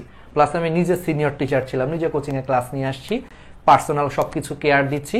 মাত্র হলো 5,100 টাকায়। 5,000 হলো আমাদের চার্জ, আর 100 হলো বিকাশের চার্জ আর কি, বিকাশ বা নগদের চার্জ আর কি, ঠিক আছে? সবাই একটু দেখো। ওকে, তাহলে এবার আসো, তাহলে আমরা এই জিনিসগুলো, আর 2 দিন পরে আমাদের ওরিয়েন্টেশন শুরু হবে। অলরেডি আল্লাহর রহমতে অনেক স্টুডেন্টই ভর্তি হয়ে গেছে। আচ্ছা, এবার আসো আমরা এখন একটা কাজ করি, তাহলে গ্রুপ 14তে চলে আসে। অনেক কথা বলছে, অনেক অ্যাডভার্টাইজিং, ভাইয়া খালি অ্যাডভার্টাইজিংই করে, আসলে না পড়ায়, ঠিক আছে? অনেকে অনেকভাবে ভাবতে পারো। এবার আসো গ্রুপ 14। গ্রুপ 14তে আমাদেরকে ফার্স্টে যেটা মনে রাখতে হবে, গ্রুপ 14 কাকা। মনে করো তোমাদের একটা কাকা, কাকা শীঘ্রই জিনিয়াস স্যার পাবে। কি পাবে? কাকা শীঘ্রই জিনিয়াস স্যার পাবে, জিনিয়াস স্যার পাবে। তাহলে কাকা শীঘ্রই জিনিয়াস স্যার পাবে, এটা দিয়ে আমরা গ্রুপ 14 মৌলগুলো মনে রাখতে পারি। দেখো, কাকাতে হইল তোমার কার্বন, বুঝতেই পারতেছো। শীঘ্রইতে হইল তোমার সিলিকন, গ্রুপ 14 মৌল। জিনিয়াসে হলো জার্মেনিয়াম, সারে হইলো তোমার সেলেনিয়াম, Se, আর পাবেতে হইলো প্লাম্বাম, পিবি মানে লেড, ঠিক আছে? তাহলে আমরা কি বললাম, যে কাকা শীঘ্রই জিনিয়াস স্যার পাবে। তাহলে হলো কার্বন, শীঘ্রইতে হলো সিলিকন, জিনিয়াসে হলো তোমার জার্মেনিয়াম, সারে হলো সেলেনিয়াম, আর পাবেতে হলো প্লাম্বাম বা লেড আর কি। এটা হলো গ্রুপ 14। এবার আসো গ্রুপ 15। তাহলে গ্রুপ 14 যদি শেষ হয়, এবার আসো হলো আমরা গ্রুপ 15তে চলে যাই। একটু দ্রুত লেখো, হ্যাঁ? তাহলে গ্রুপ 15তে আমরা চলে আসি। গ্রুপ 15তে আমরা খুবই ইম্পর্টেন্ট জিনিস, নলকূপ। গ্রুপ 15তে কি আর্সেনিক আছে না? এটা আমরা খুব চমৎকার ওয়েতে মনে রাখবো, যে নলকূপের পানিতে আর্সেনিক সমস্যা বিদ্যমান। দেখো, এগুলা কিন্তু পরীক্ষায় আসছে, আমি তোমাদেরকে মেডিকেলের বিগত বছরের প্রশ্ন সলভ করেও দেখাবো, ঠিক আছে? যে কেন তোমার এগুলা এইভাবে পড়া উচিত। নলকূপের পানিতে আর্সেনিক সমস্যা বিদ্যমান, নলকূপের পানিতে আর্সেনিক সমস্যা বিদ্যমান। এটা দিয়ে আমরা হলো খুব ইজিলি হলো গ্রুপ 15 মৌল মনে রাখতে পারি। কি মনে রাখতে পারি? এটা দিয়ে আমরা খুব সহজেই গ্রুপ 15 মৌল মুখস্থ করতে পারি। নলকূপের পানিতে আর্সেনিক সমস্যা বিদ্যমান। দেখো, নলকূপের নতে হলো নাইট্রোজেন, পানিতে তো বুঝতেই পারতেছো, পতে হইলো ফসফরাস, আর্সেনিকে আর্সেনিকই, ঠিক আছে? এটা নিয়ে তোমার কোনো মাথা ব্যথা করার কোনো কারণ নাই। সমস্যাতে হলো Sb মানে অ্যান্টিমনি, Sb, আর বিদ্যমানের বতে হইলো বিসমাথ, Bi। তাহলে দেখো, নলকূপের পানিতে আর্সেনিক সমস্যা বিদ্যমান, এটা দিয়ে আমরা মনে রাখতে পারি নাইট্রোজেন, পানিতে হইলো ফসফরাস, আর্সেনিকে হইলো As, সমস্যাতে হইলো Sb, আর হলো বিদ্যমানে হইলো তোমার বিসমাথ। তাহলে গ্রুপ 15 ডান। ওকে, আচ্ছা, তাইলে এই জিনিসগুলো হলো আমরা আলটিমেটলি পারবো, কোনো প্রবলেম নাই। আচ্ছা, এবার আসো হলো গ্রুপ 16। একজন বলতেছে ভাইয়া এসি না এসএন হবে? আচ্ছা, কোনটায়? গ্রুপ 14তে কার্বন, তারপর হলো তোমার কি বলে, কার্বনের পরে হলো তোমার সিলিকন, ঠিক আছে? তারপরে হলো তোমার জার্মেনিয়াম, তারপরে হলো তোমার SN আর কি, ঠিক আছে? আচ্ছা, হ্যাঁ, এটা ছিল গ্রুপ 15, নলকূপের পানিতে আর্সেনিক সমস্যা বিদ্যমান, এটা ছিল গ্রুপ 15তে। আচ্ছা ভাইয়া এসি না এসএন হবে? আচ্ছা, আমি কি এসি বলছিলাম? গ্রুপ 14তে কি এসি বলছি, সেলেনিয়াম বলছি? আচ্ছা, বলতে পারি, হয়তো বা ভুলে বলতে পারি, একটু সংশোধন করে নাও। যদি বলে থাকি একটু সংশোধন করে নাও। ওই যে জিনিয়াস স্যার পাবে, ওই যে বলেছিলাম না, জিনিয়াস স্যার পাবে গ্রুপ 14তে। যদি এসে বলে থাকে, আমার মনে নাই এখন ঠিক, যদি বলে থাকে, একজন বলতেছো এটা SN হবে। গ্রুপ 14তে হলো তোমার টিন এসএন পাওয়া যায়। যদি বলে থাকি, যদি সেলেনিয়াম বলে থাকি একটু ঠিক করে নাও, এসএন হবে গ্রুপ 14তে। সেলেনিয়াম হলো গ্রুপ 16তে পাওয়া যায়, গ্রুপ 16তে আমরা এখন পড়বো আর কি, ঠিক আছে। ওই যে কাকা শীঘ্রই জিনিয়াস ছাড় পাবে, যদি এসি বলে থাকি একটু ঠিক করে নাও, গ্রুপ 14তে এসির জায়গায় এসএন লেখো, টিন টিন পাওয়া যায়, ঠিক আছে। যদি বলে থাকি অনেক অত্যন্ত দুঃখিত আর কি, ঠিক আছে। এটা হয়ে যায় পড়াইতে, যে একটা দুইটা স্লিপিং মিস্টেক হয়ে যায়, বা ওই যে আমরা বলি না যে মুখ ফসকে বের হয়ে যায় আর কি। আচ্ছা, এবার আসো আমরা গ্রুপ 16 নিয়ে হলো এখন পড়ব, ঠিক আছে। তাহলে গ্রুপ 16তে আমরা এখন যেই কাজটা হলো করতে পারি, মনে করো তোমার একটা কাজিন আছে গ্রামে, মনে করো তোমার চাচাতো বোন আছে, ধরো ছেলেদের উদ্দেশ্যে বলতেছি, ধরো চাচাতো বোন আছে, চাচাতো বোন আছে, ধরো তোমার চাচাতো বোন তোমার থেকে অনেক ছোট, ঠিক আছে। তো তোমাকে হঠাৎ করে মনে করো যে একজন প্রশ্ন করলো যে আচ্ছা তোমার চাচাতো বোন হলো কোথায় পড়ে, তুমি বললা কি যে ও এসএসসিতে পড়ে, ঠিক আছে। এরকম একটা কথা তুমি অ্যান্সার দিলা, তুমি কি বললা, তুমি বললা ও এসএসসিতে পড়ে, এসএসসি তে পড়ে, ঠিক আছে। তাহলে ও এসএসসিতে পড়ে, তাহলে ওতে হইলো, বুঝতেই পারতেছো, ও মানে হলো ও মানে অক্সিজেন, গ্রুপ 16 বলতেছি। এসে হইলো, বুঝতেই পারতেছো ভাইয়া, এটা হলো সালফার, ঠিক আছে। এসসিতে বলতেছি যে এইটা হলো সেলেনিয়াম, এটা এসই সেলেনিয়াম গ্রুপ 16, ঠিক আছে। তাহলে ও এসএসসিতে হলো তোমার পরে, তেতে হইল টিই মানে টেলুরিয়াম, তেতে হইল টিই মানে টেলুরিয়াম, আর পরেতে হইল পিও মানে হলো পলোনিয়াম। দেখবে এরকম একটা মৌল আছে, পলোনিয়াম নামে একটা মৌল আছে, ঠিক আছে। তাহলে ও এসএসসিতে পড়ে, এইটা দিয়ে তোমরা খুব সহজে মনে রাখতে পারবা গ্রুপ 16 মৌল, অক্সিজেন, সালফার, সেলেনিয়াম, তেতে হইল তোমার টিই মানে টেলুরিয়াম, আর পরেতে হইল তোমার পোলোনিয়াম, এরা হলো গ্রুপ 16 মৌল, ঠিক আছে। এবার আসো গ্রুপ 17, গ্রুপ 18। গ্রুপ 17, 18 ভাই আমি আর কাউকে মনে রাখাবো না, গ্রুপ 17, 18 এমনিতেই মনে থাকা উচিত, ঠিক আছে। হ্যালোজেন আর নিষ্ক্রিয় গ্যাস, এই কয়েকটা জিনিস যদি তোমরা মনে রাখতে না পারো সিরিয়ালে, তাইলে কি আর তোমাদেরকে মাফ করা যায়? তোমরাই বলো। হ্যালোজেন এবং নিষ্ক্রিয় গ্যাস এটা এমনিতেই মনে থাকবে, ঠিক আছে। কি কি আছে গ্রুপ 17তে সবাই জানো, fluorine, chlorine, bromine, iodine, astatine, এটা এমনিতেই মনে রাখবে, এগুলা নিয়ে আর কোনো কাহিনী নাই। আর গ্রুপ 18কে কি বলা হয়? নোবেল গ্যাস বা নিষ্ক্রিয় গ্যাস। এখানে কি কি আছে? হিলিয়াম, নিয়ন, আর্গন, ক্রিপ্টন, জেনন এবং রেডন। এগুলো তো আশা করি তোমাদের পারা উচিত, ঠিক আছে। তাহলে গ্রুপ 17 আর গ্রুপ 18 এটা এমনিতেই মনে থাকবে। ওকে, এইবার আসো পর্যায় সারণীতে কিছু কিছু পর্যায় আছে, সেই পর্যায়ের বৈশিষ্ট্যগুলো এখন আমাদেরকে একটু মনে রাখতে হবে। মানে কিছু কিছু পর্যায় আছে অনেক ছোট পর্যায়, অতি হ্রস্ব পর্যায়, কিছু কিছু পর্যায় আছে তোমার হলো হ্রস্ব, কিছু আছে তোমার দীর্ঘ, কিছু আছে অতি দীর্ঘ পর্যায়। এখান থেকেও পরীক্ষায় প্রশ্ন আসে। তাহলে আসো এবার আমরা একটু জিনিসগুলারে একটু চিন্তা ভাবনা করি, ঠিক আছে। আচ্ছা, তাহলে দেখো পর্যায় সারণীতে প্রথম যে পর্যায়টা, আমরা তো একটা জিনিস মনে হয় জানি যে পর্যায় সারণীর উপরে নিচের জিনিসগুলোরে কি বলে? গ্রুপ বলে, আর পাশাপাশি জিনিসগুলোকে হলো পর্যায় বলে। কিভাবে মনে রাখবা? দেখো, এটা মনে রাখার জন্য একটা কৌশল হলো, দেখো পাশাপাশি কি দিয়ে শুরু? প দিয়ে শুরু। বুঝতেই পারতেছো ভাইয়া, তোমার পর্যায়টাও কি দিয়ে শুরু হবে? প দিয়ে শুরু হবে। তার মানে পর্যায় প, পাশাপাশি প। তার মানে পর্যায় সারণীতে পাশাপাশি মনে করো যে তোমার যে পর্যায়গুলো আছে, বা পাশাপাশি মনে করো যে তোমার যে জিনিসগুলো আছে তাদেরকে আমরা কি বলছি? পর্যায় বলছি। তাহলে প্রথম পর্যায় বলো, প্রথম পর্যায়ে মৌল কয়টা আছে? এটা তোমরা একটা সংখ্যা দিয়ে তোমরা মনে রাখতে পারো, একেবারে ইজি সংখ্যা। সেটা হলো 2, 8, 8, 18, 18, লাস্টের দুইটা হলো 32, 32, ঠিক আছে। খুবই ইজি। 2, 8, 8, ঠিক আছে।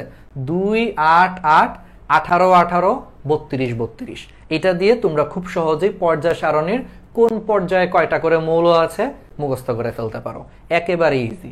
2, 8, 8, 18, 18, 32, 32।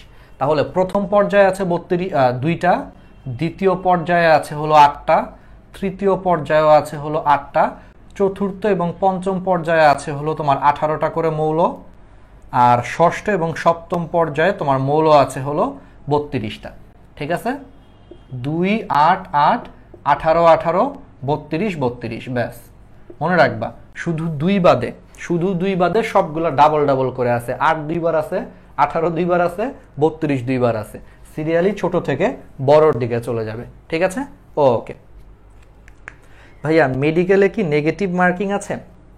হ্যাঁ, মেডিকেলে হলো নেগেটিভ মার্কিং আছে। তোমার যদি একটা করে প্রশ্ন ভুল হয়, তুমি প্রত্যেকটা প্রশ্নে তুমি হলো 0.25 করে তোমার মার্কস কাটা যাবে প্রত্যেকটা প্রশ্নে। ঠিক আছে, যদি ভুল হয় 0.25 করে মার্কস কাটা যাবে যদি ভুল অ্যান্সার করো। আর যদি কেউ ফাঁকা রাখো তাহলে কোনো মার্কস কাটা যাবে না। ঠিক আছে, এখন খেয়াল করো, এখন একটা জিনিস চিন্তা করো, এই যে এখানে যে প্রথম পর্যায়ে যে মাত্র 2টা মৌল আছে, এই প্রথম পর্যায়ের 2টা মৌল থাকার কারণে এই পর্যায়টা একেবারে শর্ট পর্যায় না। ইংলিশ এটাকে বলা হয় এক্সট্রিমলি শর্ট। এক্সট্রিমলি শর্ট পর্যায় কিন্তু, কারণ মাত্র 2টা মৌল আছে, একেবারে ছোট। বাংলা এটাকে বলা হয় অতি রস্য পর্যায়।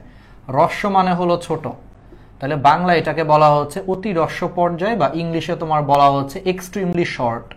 এক্সট্রিমলি শর্ট পর্যায় হলো গ্রুপ পর্যায় নম্বর 1। দেখো, দ্বিতীয় এবং তৃতীয় পর্যায় এখানেও মাত্র 8টা করে মৌল আছে, তাহলে এরাও শর্ট পর্যায়, বা বাংলায় বলা হয় রস্য পর্যায়। তাহলে দ্বিতীয় এবং তৃতীয়কে তোমার বলা হচ্ছে রস্য পর্যায়, বা ইংলিশে বলা হচ্ছে শর্ট। ঠিক আছে, এবার আসো চতুর্থ এবং পঞ্চম। এরা কিন্তু এখন একটু বড়, 18টা করে মৌল আছে। এ কারণে চতুর্থ এবং পঞ্চম পর্যায়কে বলা হয় দীর্ঘ পর্যায়, বা ইংলিশে তোমার বলা হয় লং, বা বাংলায় বলা হচ্ছে দীর্ঘ পর্যায়। আর ষষ্ঠ এবং সপ্তম পর্যায়, ঠিক আছে, ষষ্ঠ এবং সপ্তম পর্যায়ে হলো তোমার টোটাল কয়টা করে মৌল আছে? 32টা করে মৌল আছে। এগুলারে তোমার আলটিমেটলি বলা হয় অতি দীর্ঘ পর্যায়, মানে এক্সট্রিমলি লং, বা বাংলায় বলা হয় অতি দীর্ঘ পর্যায়। ঠিক আছে, তাহলে আশা করি মুখস্থ থাকবে। 2 8 8 18 18 32 32, 2 বাদে সবগুলা ডাবল ডাবল করে আছে। 2 হলো একেবারে ছোট, বুঝতেই পারতেছো, তাহলে এক্সট্রিমলি শর্ট বা অতি রস্য পর্যায়। 2 আর 3 নম্বর পর্যায়টা হলো একটু মনে করো যে ছোট, তার মানে হলো জাস্ট শর্ট বা রস্য পর্যায়। চতুর্থ এবং পঞ্চম পর্যায়টা হলো বড়, তাহলে লং পর্যায়।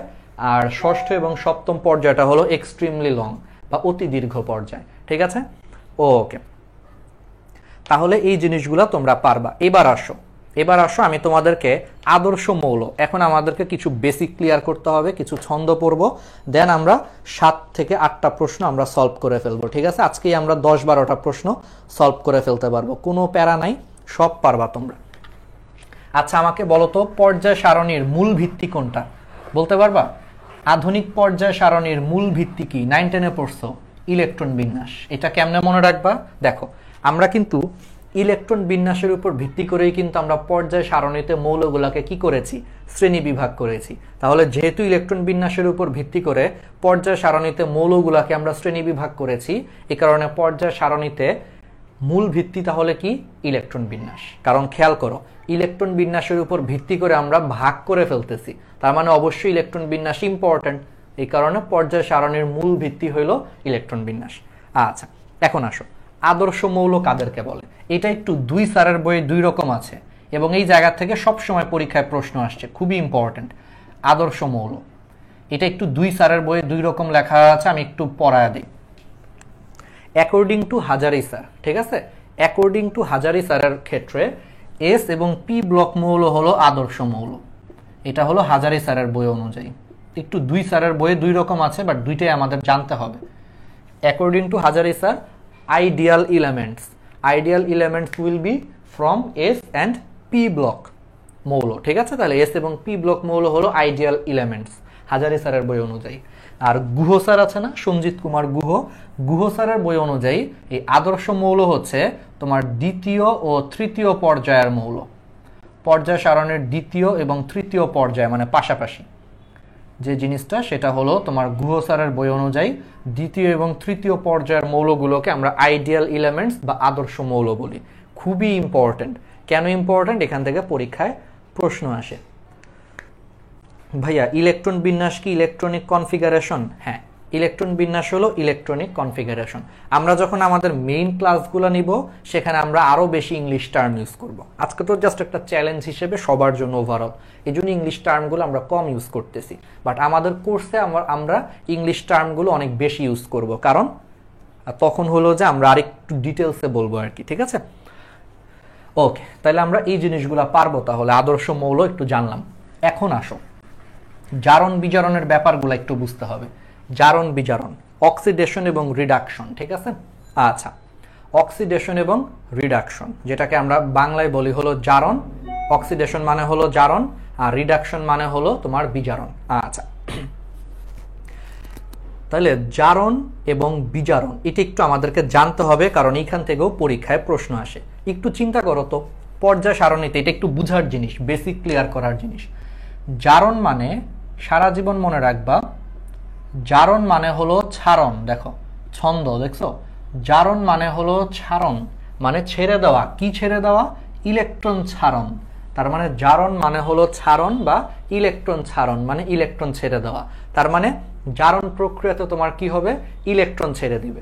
আর যে জারণ ঘটে, যার জারণ ঘটে সে কি হয়? সে হলো তোমার জারিত হয় বলা যায়। তার মানে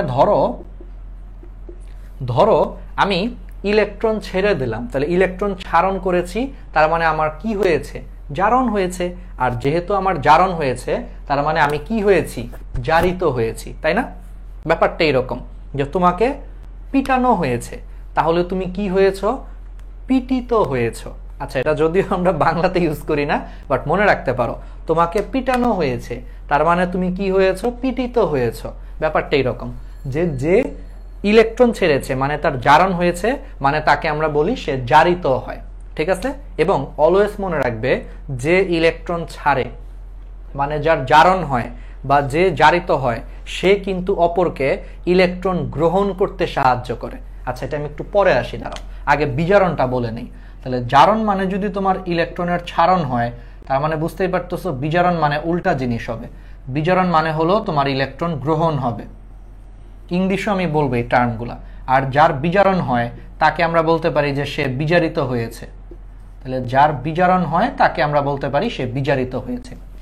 জারণের ইংলিশ হলো অক্সিডেশন। তার মানে অক্সিডেশন মানে হলো ইলেকট্রন দিয়ে দেওয়া, আর বিজারণ হলো রিডাকশন। তো রিডাকশন মানে হলো ইলেকট্রন একসেপ্ট করা বা ইলেকট্রন গ্রহণ করা। আর যার যে অক্সিডেশন হয় যার, তাকে আমরা ইংলিশে বলতে পারি সে অক্সিডাইজড হয়েছে, বা বাংলায় বলতে পারি সে জারিত হয়েছে। আর যার রিডাকশন হয়েছে তাকে আমরা বলতে পারি যে সে রিডিউসড হয়ে গেছে, মানে তার বিজারিত হয়েছে। ঠিক আছে, এইটুকু তো আমাদের ক্লিয়ার। ওকে, এখন খেয়াল করো, জারণ বিজারণ 9-10-এ পড়ে আসছো, জারণ বিজারণ কিন্তু একসাথে ঘটে। আমি একটা এক্সাম্পল দিই। ধরো আমরা সবাই জানি যে সোডিয়ামের সাথে যখন ক্লোরিন বিক্রিয়া করে, আমি জাস্ট একটু সিম্পল জিনিস দিই একটু বোঝানোর জন্য। সোডিয়ামের সাথে যখন ক্লোরিন বিক্রিয়া করে সোডিয়াম ক্লোরাইডে পরিণত হয়। আমরা সবাই জানি যে ভাইয়া সোডিয়াম হলো ধাতু, সোডিয়াম হলো আপনার একটি ইলেকট্রন ত্যাগ করে, আর ক্লোরিন হলো ভাইয়া আপনার একটি ইলেকট্রন গ্রহণ করে। তাহলে খেয়াল করো, এখান থেকে আমি একটু জারক বিজারকও বুঝাবো। তাহলে দেখো, সোডিয়াম ইলেকট্রন ত্যাগ করেছে, তার মানে সোডিয়াম ইলেকট্রন ছেড়েছে, মানে সোডিয়ামের জারণ হয়েছে বা সোডিয়াম হলো জারিত হয়েছে। আর ক্লোরিন ইলেকট্রন গ্রহণ করেছে, তার মানে ক্লোরিনের বিজারণ হয়েছে বা ক্লোরিন বিজারিত হয়েছে বলা যায়। কিন্তু কে জারক আর কে হলো তোমার বিজারক, এটা একটু এখন মাথায় রাখতে হবে। জারক মানে হলো আমি নিজে জারিত হব না, জারক মানে হলো আমি নিজে জারিত হব না, কিন্তু আমি অন্য জনকে জারিত করব, তাকে বলা হয় জারক। আবার বিজারক মানে হলো আমি নিজে বিজারিত হচ্ছি না, কিন্তু আরেকজনরে যে আমি বিজারিত করে দিয়ে আসছি, তাহলে আমি বিজারক। ব্যাপারটা অনেকটা মনে রাখতে পারো, এই জারক বিজারকের ব্যাপারটা অনেকটা মনে রাখতে পারো এই যে এইভাবে। আমি সবসময় মনে রাখতাম এইভাবে, বিচারক। বলো, বিচারক কি করে? বিচারক কি কখনো নিজের বিচার করে? আমারে বলো তো। যে বিচার করে তাকে কি বলা হয়? বিচারক বলা হয়। বলো, একজন বিচারক সে কি কখনো নিজের বিচার করে? ধরো আমি বিচারক, আমি কি আমার নিজের বিচার করব যে হ্যাঁ আমি অন্য মানুষের যায় আজকে ওর ছাগল চুরি করে খাইছে, এটাকে আমি জীবনে বলবো না। তার মানে যে বিচারক, মনে রাখবো অলওয়েজ, বিচারক বিচার করে, কিন্তু কার বিচার করে? অন্যের বিচার করে, নিজের কিন্তু কখনো বিচার করে না সে। তাহলে এখানেও সেম, যে জারক সে অন্যের জারণ করবে কিন্তু তার নিজের জারণ হবে না, অনুরূপভাবে যে বিজারক সে অন্যের বিজারণ ঘটাবে কিন্তু সে নিজে বিজারিত হবে না। দ্যাট মিন্স তাহলে আমরা এখান থেকে বলতে পারি যে যার জারণ হয় সে তার মানে কি বিজারক, তার মানে যার জারণ হয়, যেমন এখানে সোডিয়ামের জারণ হয়েছে, এই কারণে আমরা বলতে পারি যে সোডিয়াম এখানে বিজারক হিসেবে কাজ করে। আর যার বিজারণ হয় তার মানে সে কি হিসেবে কাজ করে, তাহলে জারক হিসেবে কাজ করে। কেন এই নাম দেওয়া হয়েছে এবার আমি তোমাকে ব্যাখ্যা করি। বলো বিজারণ মানে কি? বিজারণ মানে হলো ইলেকট্রন গ্রহণ করা। এখানে সোডিয়ামটা ইলেকট্রন ত্যাগ করে ক্লোরিনকে ওর ত্যাগকৃত ইলেকট্রনটা গ্রহণ করানোর মাধ্যমে ক্লোরিনকে ও বিজারিত হইতে সাহায্য করছে। খেয়াল করো, এখানে সোডিয়াম যদি কোনো কারণে ইলেকট্রন ত্যাগ না করত তাহলে কিন্তু ক্লোরিন কিন্তু ইলেকট্রন গ্রহণের সুযোগ পাইতো না, মানে ক্লোরিন কিন্তু বিজারণ হইতে পারতো না। কিন্তু এখানে সোডিয়ামটা ইলেকট্রন ত্যাগ করে ওর ত্যাগকৃত ইলেকট্রনটাকেই ক্লোরিনের মাধ্যমে গ্রহণ করানোর মাধ্যমে ক্লোরিনকে কিন্তু তোমার বিজারিত হইতে সাহায্য করছে। এই কারণে যেহেতু এখানে সোডিয়াম ক্লোরিনকে বিজারিত হইতে সাহায্য করেছে, এই কারণে ওকে বলা হয় বিজারক। ওই যে অন্যজনের বিজারণ ঘটাইছে, এই কারণে ক্লোরিনকে বলা হচ্ছে বিজারক, সোডিয়ামকে বলা হচ্ছে বিজারক। অনুরূপভাবে খেয়াল করো, ক্লোরিন এখানে ইলেকট্রন গ্রহণ করছে বলেই কিন্তু সোডিয়াম ইলেকট্রন ত্যাগ করছে। ক্লোরিন যদি আজকে ইলেকট্রন না নিত তাহলে কিন্তু সোডিয়াম এখানে ইলেকট্রন ত্যাগ করতে পারতো না। তার মানে ক্লোরিন ইলেকট্রন গ্রহণ করার মাধ্যমে, মানে নিজে বিজারিত হয়ে সোডিয়ামকে ইলেকট্রন ত্যাগ করতে সাহায্য করেছে, মানে সোডিয়ামকে জারিত হইতে সাহায্য করছে। তার মানে ও নিজে বিজারণ হয়ে আরেকজনের হলো জারিত হইতে সাহায্য করছে। এই কারণে যেহেতু ও আরেকজনকে জারিত হইতে সাহায্য করেছে, এই কারণে ক্লোরিন এখানে কি হবে? জারক হবে। ঠিক আছে, এই কারণে আমরা বলতে পারি যে জারক মানে হলো আমি নিজে বিজারিত হব কিন্তু আরেকজনকে আমি জারণে সাহায্য করব, সেটা হলো জারক। আর বিজারক মানে হলো আমি নিজে জারিত হব কিন্তু আরেকজনকে আমি হলো বিজারণে সাহায্য করব, এই জন্য আমি বিজারক। ঠিক আছে, ওকে। তাহলে সোডিয়াম হলো এখানে বিজারক আর ক্লোরিন হলো এখানে জারক। ঠিক আছে, তার মানে এই জিনিসটা আশা করি বুঝতে পারছো। আর ইংলিশে কি বলা হয়? বিজারককে ইংলিশে বলা হয় রিডিউসিং সাবস্টেন্স, আর জারককে বলা হয় অক্সিডাইজিং এজেন্ট বা অনেক সময় অক্সিডাইজিং সাবস্টেন্সও বলা হয়। ঠিক আছে, আশা করি জিনিসগুলা ক্লিয়ার। তাহলে বুঝতে পারছো? তার মানে এখান থেকে আমি একটা সংক্ষেপে বলতে পারি, ওই যে একটা গান আছে না, ওই যে মনে আছে আয়নাবাজে একটা ছবি বের হয়েছিল, ওই যে চঞ্চল চৌধুরীর একটা ছবি বের হয়েছিল, যা দেখছো তা নয়, একরকম একটা গানের একটা পার্ট ছিল। ঠিক আছে, আমার গানের গলাটা হলো অনেক বাজে, তারপর আমি একটু ট্রাই করি। হ্যাঁ, ওই যে আয়নাবাজিতে ছিল যে যা দেখছো তা নয়, তাহলে এইটা একটু মনে রাখতে পারো। এখানে তুমি যার জারণ দেখবা, তাহলে তুমি যা দেখছো তা নয়, মানে তুমি যার জারণ দেখছো বুঝবা যে সে জারক না, সে বিজারক আসলে।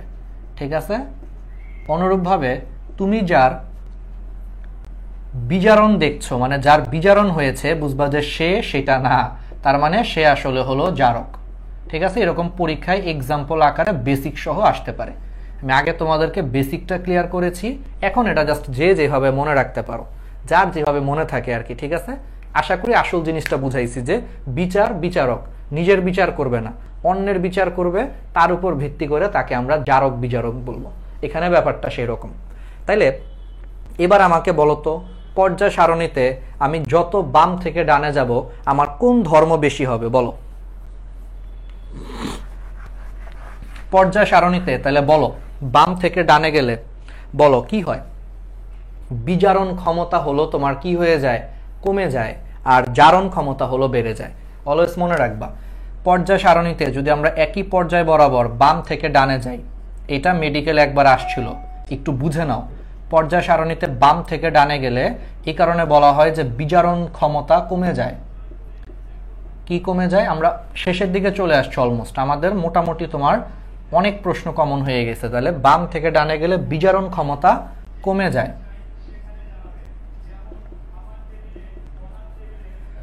কিন্তু জারণ ক্ষমতা বেড়ে যায়। এই কথাটার মানে কি? এটা একবার মেডিকেলে আসছিল, বিজারণ ক্ষমতা কমে যায় কিন্তু ভাইয়া জারণ ক্ষমতা বেড়ে যায়, এটা আবার কেমন কথা?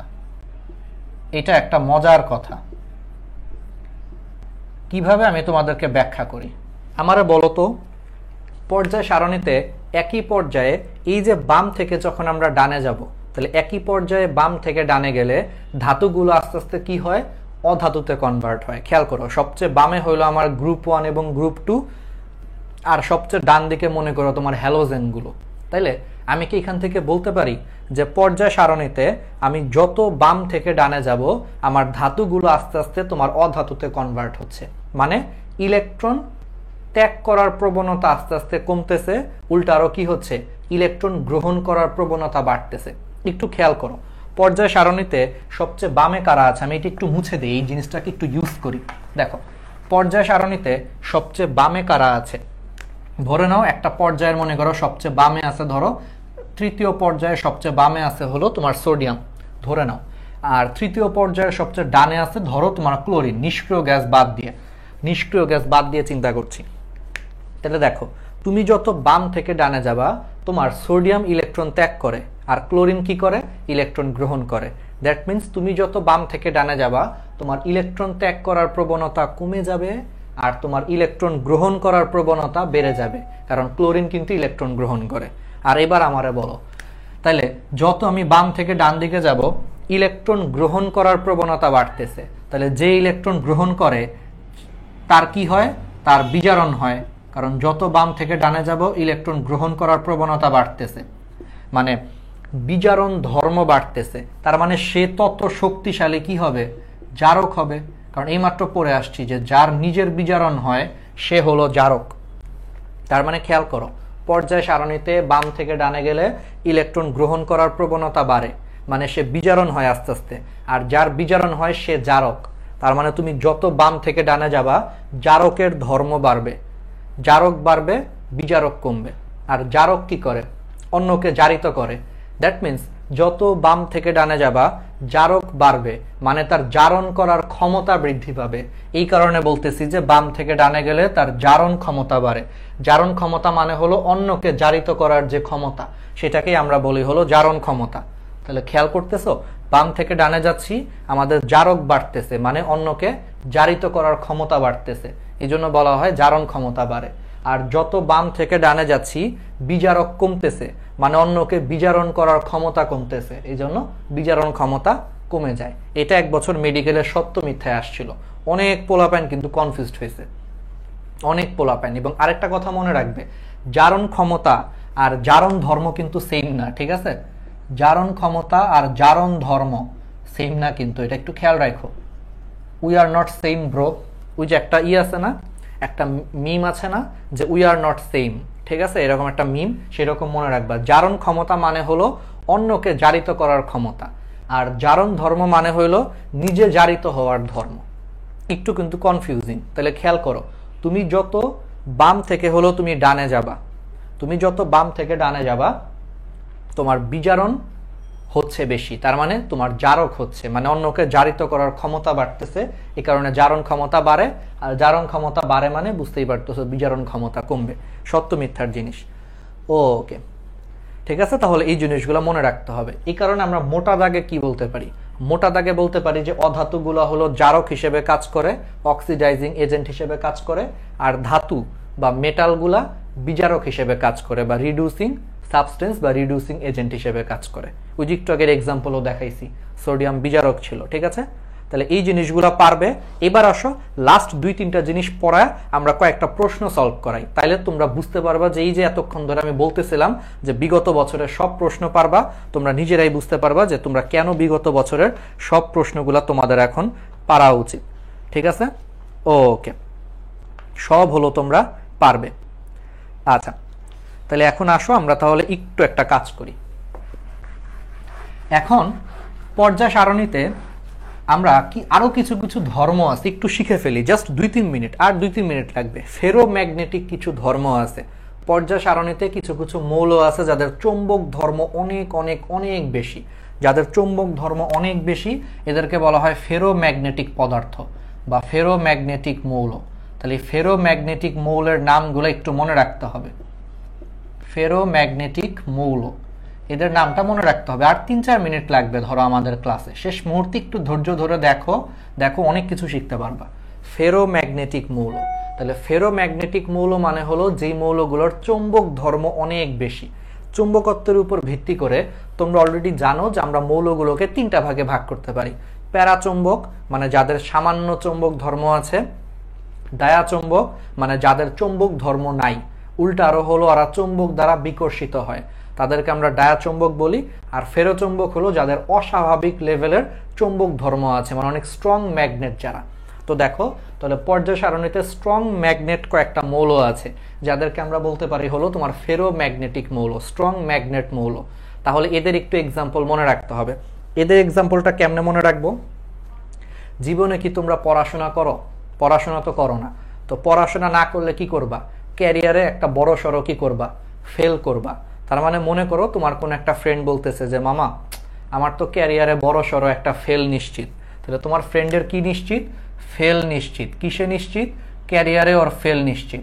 তাহলে ও বলতেছে মামা আমার ফেল নিশ্চিত ক্যারিয়ারে, মানে ও শিওর যে ও ক্যারিয়ারে লাইফে ফেল করবে আর কি, ওর জীবনে কিছু করতে পারবে না। ঠিক আছে, তাহলে অলস অনেক, পড়াশোনা করে না, পরিশ্রম করে না, এই জন্যই অবস্থা। তাহলে ফেল নিশ্চিত ক্যারিয়ারে। তাহলে ফেলে হইল আয়রন Fe, নিশ্চিতে হইল তোমার নিকেল Ni, আর ক্যারিয়ারে হলো কোবাল্ট CO। ব্যাস, ফেল নিশ্চিত ক্যারিয়ারে। এটা দিয়ে তোমরা মনে রাখতে পারো এরা হলো ফেরোচৌম্বক পদার্থ, মানে এদের চৌম্বক ধর্ম অনেক বেশি, ফেরোচৌম্বক পদার্থ বা ফেরোম্যাগনেটিক মৌল বা ফেরোচৌম্বক মৌল বা ফেরোচৌম্বক পদার্থ বলে এদেরকে। ঠিক আছে, ওকে, ক্লিয়ার?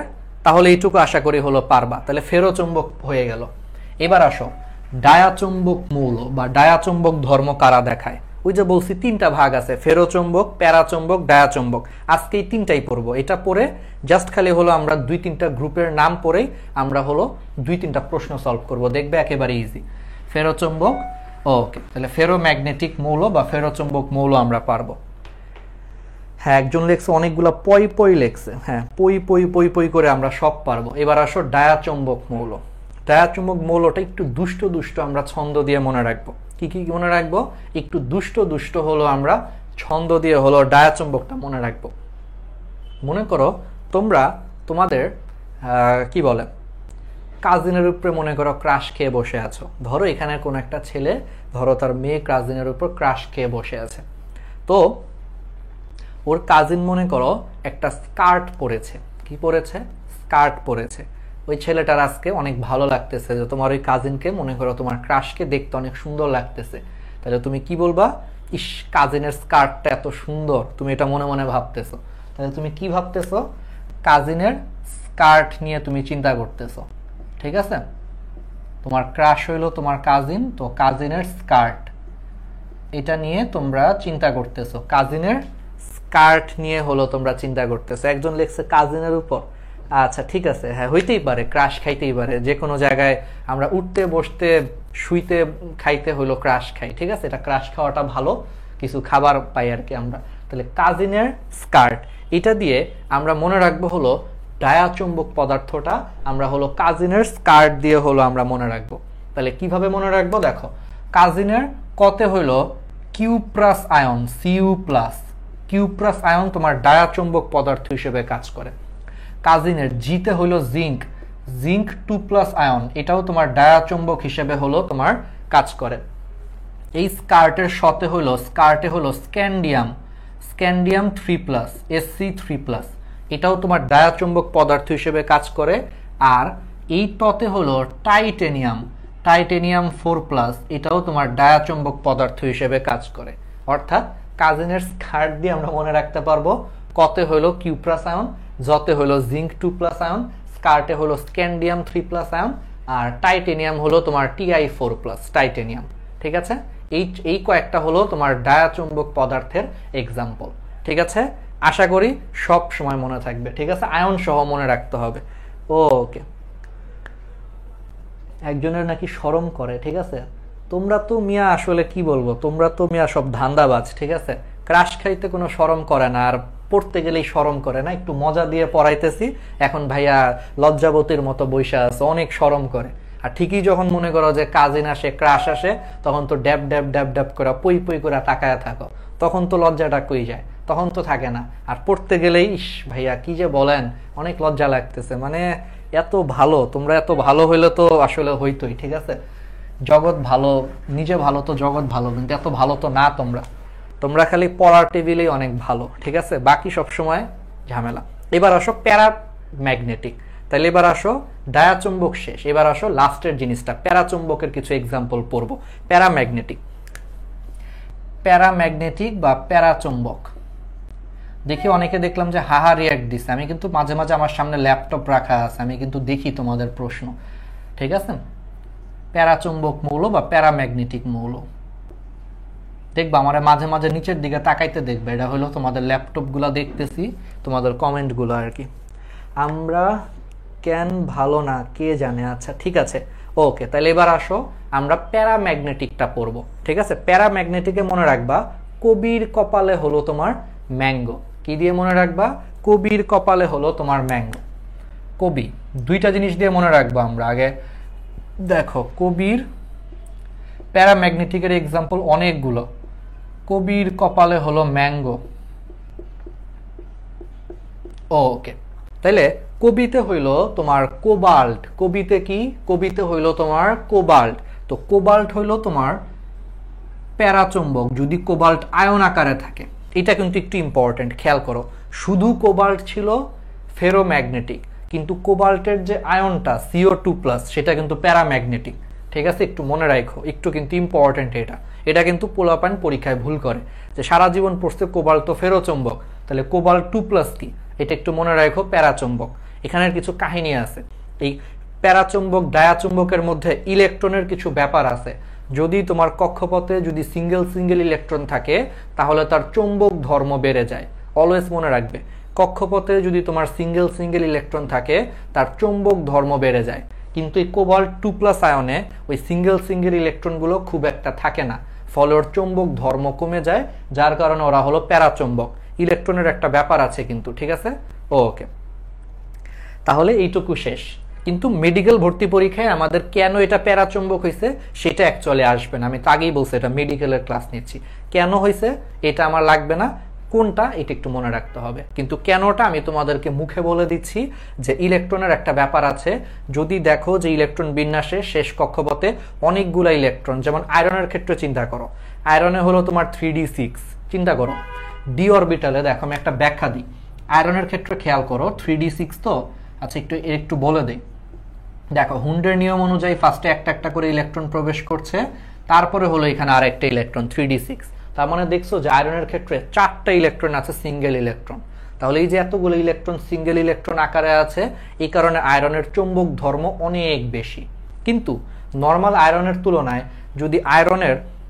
যদি কোনো কারণে ধরো আয়রনের সিঙ্গেল ইলেকট্রনের সংখ্যা যদি কমে যাইতো, ধরো এই ইলেকট্রনগুলো চলে গেছে, কথার কথা যদি কোনো কারণে চলে যায়, তো এরকম জোড়ায় জোড়ায় ইলেকট্রন থাকলে আয়রন কিন্তু কখনোই তোমার ফেরোচুম্বক হইতো না। তখন কিন্তু আয়রন প্যারাচুম্বক অথবা ডায়াচুম্বক হয়ে যাইত।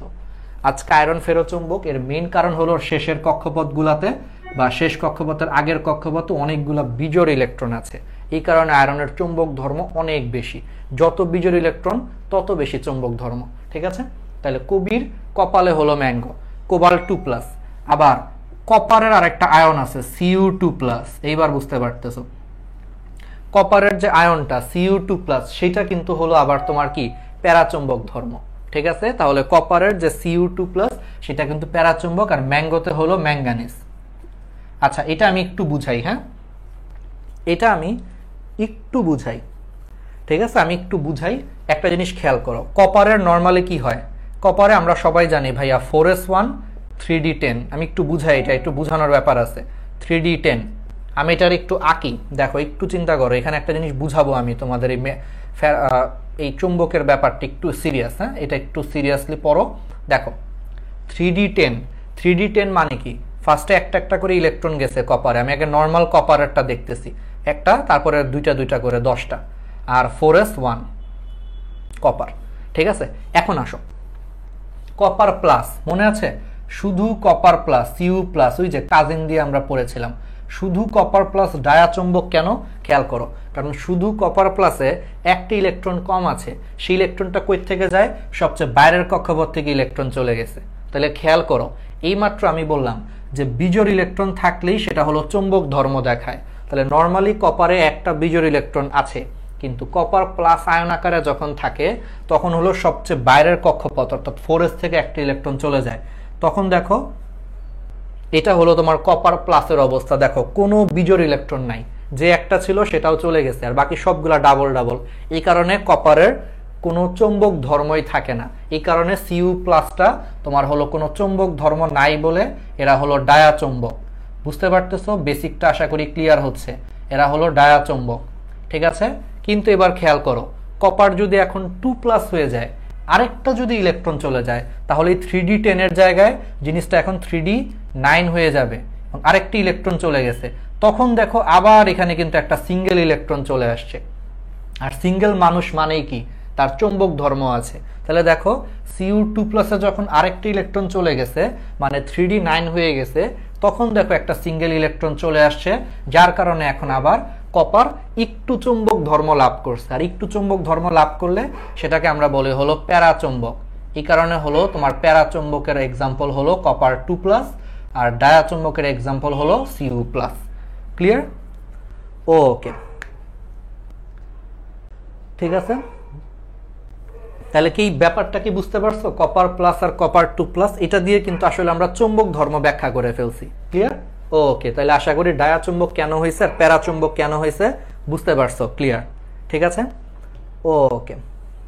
একজন ছুটি চাচ্ছ? হ্যাঁ, আমাদের ছুটি হয়েই গেছে।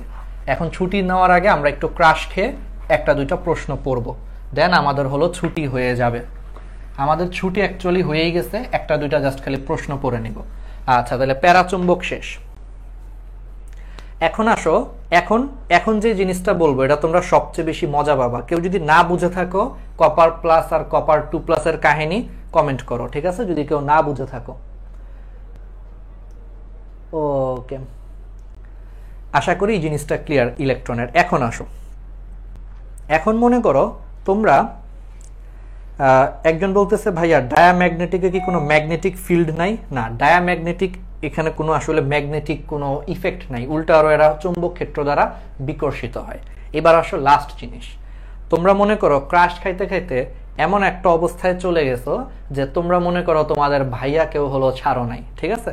যদিও জানা কথাই যে আমাদের উপর আসলে তোমরা কেউ ক্রাশ খাবা না। যাই হোক, ধরো অন্য কোনো কোচিংয়ের সুদর্শন মনে করো কোনো ভাইয়া আছে যার প্রতি তোমরা ক্রাশ খাইছো, এবং এতই ক্রাশ খাইছো যে তুমি ফিরে ফিরে বারবার ভাইয়াকে দেখতেছো।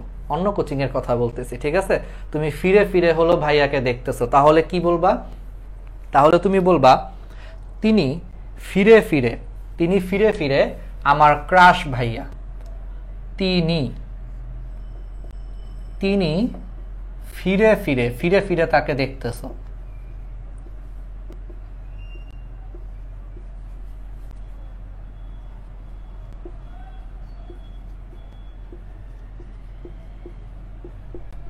ঠিক আছে, তাহলে তিনি ফিরে ফিরে আমার ক্রাশ ভাইয়া, ঠিক আছে?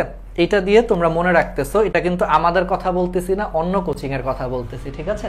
তিনি ফিরে ফিরে হলো আমার ক্রাশ ভাইয়া। তাহলে বলো তিনিতে কি? তিনিতে হলো টাইটেনিয়ামের একটা আয়ন আছে। ওই যে বলছিলাম টাইটেনিয়াম 4+ হইলে কিন্তু আমরা কি বলেছি? ডায়াচুম্বক বলেছি। টাইটেনিয়াম যদি কোনো কারণে 3+ হয় তাহলে সেটা কিন্তু প্যারাচুম্বক হয়ে যায়, ওই যে ইলেকট্রনের ব্যাপার। এই সেম কারণে নিকেল যদি শুধু নিকেল না থেকে নিকেল 2+ হয়ে যায়, দেখবা যে তার বিজোড় ইলেকট্রনের সংখ্যা অনেক কমে যায়, তখন সেটার কি থাকে না, ফেরোচুম্বক থাকে না, সেটা তখন প্যারাচুম্বক হয়ে যায়। ফিরেতে ওই যে আয়রন তোমার নর্মালি কি? আয়রন কিন্তু তোমার নর্মালি কি হচ্ছে? আয়রন কিন্তু তোমার ফেরোচুম্বক, কিন্তু আয়রনের যদি 2টা ইলেকট্রন চলে যায় তখন আয়রন প্যারাচুম্বক হয়ে যায়, বা 3টা ইলেকট্রন যদি চলে যায় তাও আয়রন হলো তোমার প্যারাচুম্বক হয়ে যায়। তাহলে Fe2+, Fe3+, ঠিক আছে? আর আমারে আসলে কিছুই নাই, ক্রাশে হলো তোমার ক্রোমিয়াম 3+ আয়ন। ক্রোমিয়াম 3+ আয়ন তোমার কি? প্যারাচুম্বক পদার্থ, ঠিক আছে? আচ্ছা, আর ভাইয়াতে হইলো ভ্যানাডিয়াম V3+। এটা কিন্তু হয়, তোমরা অনেক জায়গায় দেখবা যে কোচিং এ সুদর্শন ভাইয়াদের উপরে তোমরা ক্রাশ খাও, মানে তিনি ফিরে ফিরে আমার ক্রাশ ভাইয়া, ঠিক আছে? তাহলে টাইটেনিয়াম 3+, নিকেল 2+, ফিরে হলো তোমার Fe2+, Fe3+, ক্রাশে হলো ক্রোমিয়াম 3+, আর ভাইয়াতে হলো ভ্যানাডিয়াম 3+। এগুলা সবই হলো তোমার প্যারাচুম্বক। তাহলে প্যারাচুম্বকের সিরিয়ালটা একটু বেশি, আগেরটাও প্যারাচুম্বক ছিল, এটাও প্যারাচুম্বক আর কি। ঠিক আছে, ওকে। একজন ব্রাশ দেখতেছো, আচ্ছা ঠিক আছে, ব্রাশ দেখলে তো খুবই ভালো, এটা ক্রাশ লিখেছি। হ্যাঁ, তোমাদের দৃষ্টিভঙ্গি এত ভালো হলো ভালো। ঠিক আছে, আচ্ছা তাহলে আশা করি এগুলা পারবা। আর কেন একই জিনিসের 2-3টা রূপ আসতেছে, সবই ইলেকট্রনের খেলা আর কি। ঠিক আছে, একটু ইলেকট্রনের এদিক সেদিক হয়, আমি যেটা একটা এক্সাম্পল দিয়ে বুঝাইছি, কপার 2+ আর কপার প্লাস, বাকি সবগুলা সেম। দেখবা যে যখন তারা ফেরোচুম্বক হিসেবে থাকবে, দেখবা অনেক বেশি বিজোড় ইলেকট্রন থাকবে, অনেক বেশি সিঙ্গেল ইলেকট্রন থাকলে দেখবা যে তারা ফেরোচুম্বক। আর আয়ন আকারে থাকলে দেখবা যে ওদের সিঙ্গেল ইলেকট্রনের সংখ্যা কমে যায়, তখন এরা হলো তোমার প্যারাচুম্বক। আর কিছু কিছু ক্ষেত্রে দেখবা যে সিঙ্গেল ইলেকট্রন টোটালি থাকে না, তখন এরা হয়ে যায় ডায়াচুম্বক। ঠিক আছে, ওকে। তাহলে এই জিনিসগুলো হলো আমরা পারবো। এখন আসো, পর্যায় সারণীতে 2-3টা মৌলের নাম আছে, গ্রুপ 15 মৌলগুলো। আচ্ছা আমি একটা জিনিস বলে দিই, গ্রুপ 16কে আমরা কি বলি? চালকোজেন বলি। এটা আমরা সবাই জানি যে গ্রুপ 16 মৌলগুলো আকরিক উৎপাদন করে, এই কারণে এদেরকে হলো আমরা চালকোজেন বলি। গ্রুপ 16 হলো তোমার চালকোজেন। ঠিক আছে, তোমরা দেখি ক্রাশ শুনে অনেকে হাসতেছো এখনো স্টিল। ওকে, আচ্ছা ঠিক আছে, তাহলে চালকোজেন হলো গ্রুপ 16, হ্যালোজেন হলো গ্রুপ 17। এগুলো আমরা দুইটা সবাই জানি। চালকোজেন মানে কি? জেন মানে হলো উৎপন্ন হওয়া, জেন কথাটার মানে হলো জেনেসিস, জেনেসিস মানে উৎপন্ন হওয়া। হ্যালো মানে হলো সামুদ্রিক লবণ, তো বুঝতেই পারতেছো হ্যালোজেন মানে হলো সামুদ্রিক লবণ উৎপন্নকারী। চালকো মানে হলো আকরিক, আর জেন মানে উৎপন্নকারী, তার মানে চালকোজেন মানে হলো আকরিক উৎপাদনকারী। ঠিক আছে, আচ্ছা। আর আরেকটা গ্রুপ আছে গ্রুপ 15, এটা অনেকে জানো না, নিকটোজেন। নিকটোজেন কোন গ্রুপটা একটু বলে দিই এক্সট্রা তথ্য, এটা হলো গ্রুপ 15কে বলা হয় নিকটোজেন। কেন গ্রুপ 15কে নিকটোজেন বলা হয়? জেন মানে উৎপন্নকারী, নিকটো মানে হলো শ্বাসরুদ্ধকর, তার মানে নিকটোজেন মানে হলো শ্বাসরোধকারী মৌল। এই নিকটোজেন বা গ্রুপ 15 প্রথম মৌল হলো নাইট্রোজেন, নাইট্রোজেন কিন্তু শ্বাসরোধকারী, এই কারণে নাইট্রোজেনকে হলো তোমার নিকটোজেন বলা হয়, মানে গ্রুপ 15কে, মানে এরা শ্বাসরোধ করে মানুষের। নিকটো মানে হলো শ্বাসরোধকারী, তাহলে নিকটোজেন হলো গ্রুপ 15। কেন? কারণ তার প্রথম মৌল নাইট্রোজেন আমাদের শ্বাসরোধ করে ফেলে। শেষ, ঠিক আছে, ওকে। তাহলে মোটামুটি শেষ, কঠিন অধাতু অধাতু সব আমরা আসলে বলছি, মোটামুটি কম বেশি বলছি। এখন আসো আমরা হলো কয়েকটা মেডিকেল প্রশ্ন দেখি, আমার মনে হয় এখন তোমরা নিজেরাই হলো তোমরা পারবা। যেমন 2012 সালে মেডিকেল ভর্তি পরীক্ষা, আমি এখন 2-3টা প্রশ্ন বলি, তোমরা দেখবা যে তোমাদের কনফিডেন্স অলরেডি বেড়ে গেছে, তোমরা সব পারতেছো। 2012 সালে একটা প্রশ্ন আসছে, পর্যায় সারণীর মূল ভিত্তি কোনটা? সবাই ঝটপট লিখে ফেলো, কোনো অপশন নাই, সরাসরি লিখে ফেলো। পর্যায় সারণীর মূল ভিত্তি কোনটা? কোনো অপশন ছাড়া সরাসরি হলো লিখে ফেলো। এবং সবাই কিন্তু রিভিউ দিও, ক্লাস রিভিউ দিও, মানে তোমাদের নোট সহ সুন্দর করে দিও। ইনশাল্লাহ সেখান থেকে একজনকে আমরা পরের ক্লাসে বিজয়ী ঘোষণা করব। ঠিক আছে, তো লিখে ফেলো পর্যায় সারণীর মূল ভিত্তি কি। আশা করি এটা পারবো অপশন সহ।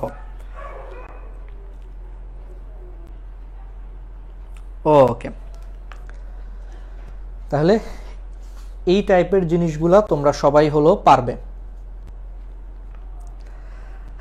এরপরেরটা আসছে যে তোমার আধুনিক আধুনিক পর্যায় সারণী সম্পর্কে নিচের কোনটি হলো তোমার সঠিক নয়?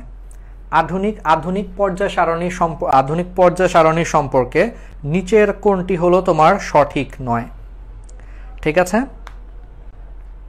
আচ্ছা এটা বুঝতেই পারতেছি, এখানে একটা অপশন আছে, এটার অপশনটা আমি দিলাম না। এখানে একটা অপশন আছে যে আধুনিক পর্যায় সারণীতে মোট মৌলের সংখ্যা 109টা, এটা অপশনে দেওয়া আছে। তো তোমরা বুঝতেই পারতেছো এটা কিন্তু সত্যি না, তাহলে এটা অ্যান্সার হবে। এগুলা পারবে আসলে। এই যে এরপরে আসছে নাইট্রোজেন। নাইট্রোজেন নিম্নে প্রদত্ত পর্যায় সারণীর কত নম্বর গ্রুপে অবস্থিত? বলো, নাইট্রোজেন কত নম্বর গ্রুপে অবস্থিত? অলরেডি তোমরা কিন্তু পারো, খেয়াল করে দেখো নাইট্রোজেন কত নম্বর গ্রুপে অবস্থিত। পারবা কিন্তু 15, এই যেই মাত্র তো বললামই 15। ঠিক আছে, তো এই জিনিসগুলাই তোমার এখান থেকে অনেক বেশি আসছে। বাট একটা জিনিস কি তোমরা জানো, এটা তো আধুনিক পর্যায় সারণীতে 15, আগেকার দিনে চিন্তা করলে এদেরকে আবার এ বিতে ভাগ করা হয়েছিল। আগেকার নিয়ম অনুযায়ী নাইট্রোজেনের যে 15, সেই 15কে আবার আমরা লিখতে পারি গ্রুপ 5A। এটা নিয়ে আমরা আমাদের পরের ক্লাসে একটু বলবো। আমরা পরের ক্লাসে আমাদের এই গ্রুপ পর্যায়ে নিয়ে আমরা আরেকটু আলোচনা করব। এখানে কিছু জিনিস বুঝানোর আছে, আমরা একটু বুঝাবো। আপাতত মনে রাখতে পারো যে আধুনিকে 15, বাট সেটা আগেকার দিনে যখন 8টা গ্রুপ ছিল তখন নাইট্রোজেন ছিল হলো 5A তে ছিল, নাইট্রোজেন এ বি ছিল, তখন এ বি সি এরকম করেছিল, ঠিক আছে। যেমন আমি তোমাকে বলি, এখন যেটা গ্রুপ 1, যেটা আধুনিকে তো সব ইংলিশে লেখি 1, এটা আগেকার দিনে ছিল 1A ছিল, ঠিক আছে। এখন যেটা 2, সেটা আগেকার দিনে এটা ছিল 2A ছিল। একটু এ বির ব্যাপার আছে, এগুলো আমরা বলবো পরের ক্লাসে, ঠিক আছে। তো এই জিনিসগুলা আরো ভিতরে ভিতরে জিনিস আসছে। প্যারাচুম্বকের এক্সাম্পল আসছে, পারবা। ডায়াচুম্বকের এক্সাম্পল আসছে, পারবা। নিক্টোজেন কত নম্বর গ্রুপ, এগুলা পরীক্ষায় আসছে, পারবে। তো মোটামুটি যা যা পড়াইছি ইনশাল্লাহ তোমরা সব পারবা, ঠিক আছে। তো আজকের ক্লাসটা এখানেই থাক। পরের ক্লাসে আমরা একটু গলনাঙ্ক, স্ফুটনাঙ্ক আর হাবিজাবি কিছু জিনিস পড়াবো, আরো কিছু ব্লকের বৈশিষ্ট্য পড়াবো। P block, D block, F block আমাদের হয়ে যাবে, ঠিক আছে। তো আজকে এখানেই থাক, ইনশাল্লাহ আমাদের আবার দেখা হবে। তোমরা কিন্তু রিভিউ দিও, রিভিউ এই যে 2টা হ্যাশট্যাগ ইউজ করবে, গ্র্যাভিটি রিভিউ আর 7 ডেজ মেডিকেল চ্যালেঞ্জ হ্যাশট্যাগটা দিয়ে তোমরা কি করবা, তোমাদের নোটগুলা দিবা, আমরা চেক করে দিব আমাদের গ্রুপে। আজকে দিতে পারো বা আজকে না দিলেও কালকে দিতে পারো, আজকে কালকের মধ্যে দিয়ে দিবে। তো কারণ এর পরের ক্লাসে আমরা পুরস্কার ঘোষণা করব, আর সাথে যারা নোট দিবা তাদেরকে অবশ্যই কিন্তু আমরা নোটগুলা চেক করে দিব আর কি। আর যারা আমাদের কোর্সে অ্যাড হতে চাও, আবার একটু মনে করায় দেই, কোর্সের লিঙ্ক উপরে দেওয়া আছে, তোমরা সবাই একটু চেক করে নিও কোর্সগুলো, মেডিকেল কোর্স। এবং একই সাথে কিন্তু এইচএসসিও কাভার হবে, এটাও কিন্তু মাথায় রেখো যে আমাদের কোর্সে কিন্তু এইচএসসি ইনশাল্লাহ কাভার হবে। পরশুদিন থেকে ওরিয়েন্টেশন আর কি, 1 তারিখ থেকে, তো যত আগে ভর্তি হতে পারো, ঠিক আছে, পরশুদিন পর্যন্ত। এরপরে হয়তো কোর্সের ফিটাও একটু বেড়ে যেতে পারে, ঠিক আছে। তো একটু সবাই চেষ্টা করো যদি পারো, আর সবাই ভালো থাকো। আমাদের 7 ডেজ মেডিকেল চ্যালেঞ্জে অনেক স্বাগতম। পরের ক্লাসে আমরা পার্ট 2 পড়বো, তারপরের দিন তো তোমরা জানোই একটু ফিজিক্স পড়বো, আর সবকিছু আমরা গ্রুপে দিয়ে দিব। আমরা রুটিনটা করি না এই কারণে যে রুটিনটা অনেক সময় করলেও দেখা যায় যে হয়তো আমার প্রবলেম থাকতে পারে, বা অনেক সময় তোমাদের সমস্যা বা অনেক ঝামেলার কারণে রুটিন হয়তো তোমার মনে নাই। এই কারণে সবচেয়ে বেস্ট হচ্ছে যেদিন ক্লাস হবে আমরা তার আগের দিন বা ক্লাসের দিন হয়তো 5, 6, 10 ঘন্টা আগে আমরা পোস্ট দিয়ে দিব, সুন্দর করে অনেক শেয়ার করব, তুমি অটোমেটিক তুমি নোটিফিকেশন পেয়ে যাবে যে আজকে এতটায় ক্লাস আছে, ঠিক আছে। ওকে, তাহলে ভালো থাকো, আশা করি ক্লাসটা এনজয় করেছো। সবাই একটু শেয়ার করো আর ফ্রেন্ডদেরকে বলো। আসসালামু আলাইকুম, আল্লাহ হাফেজ।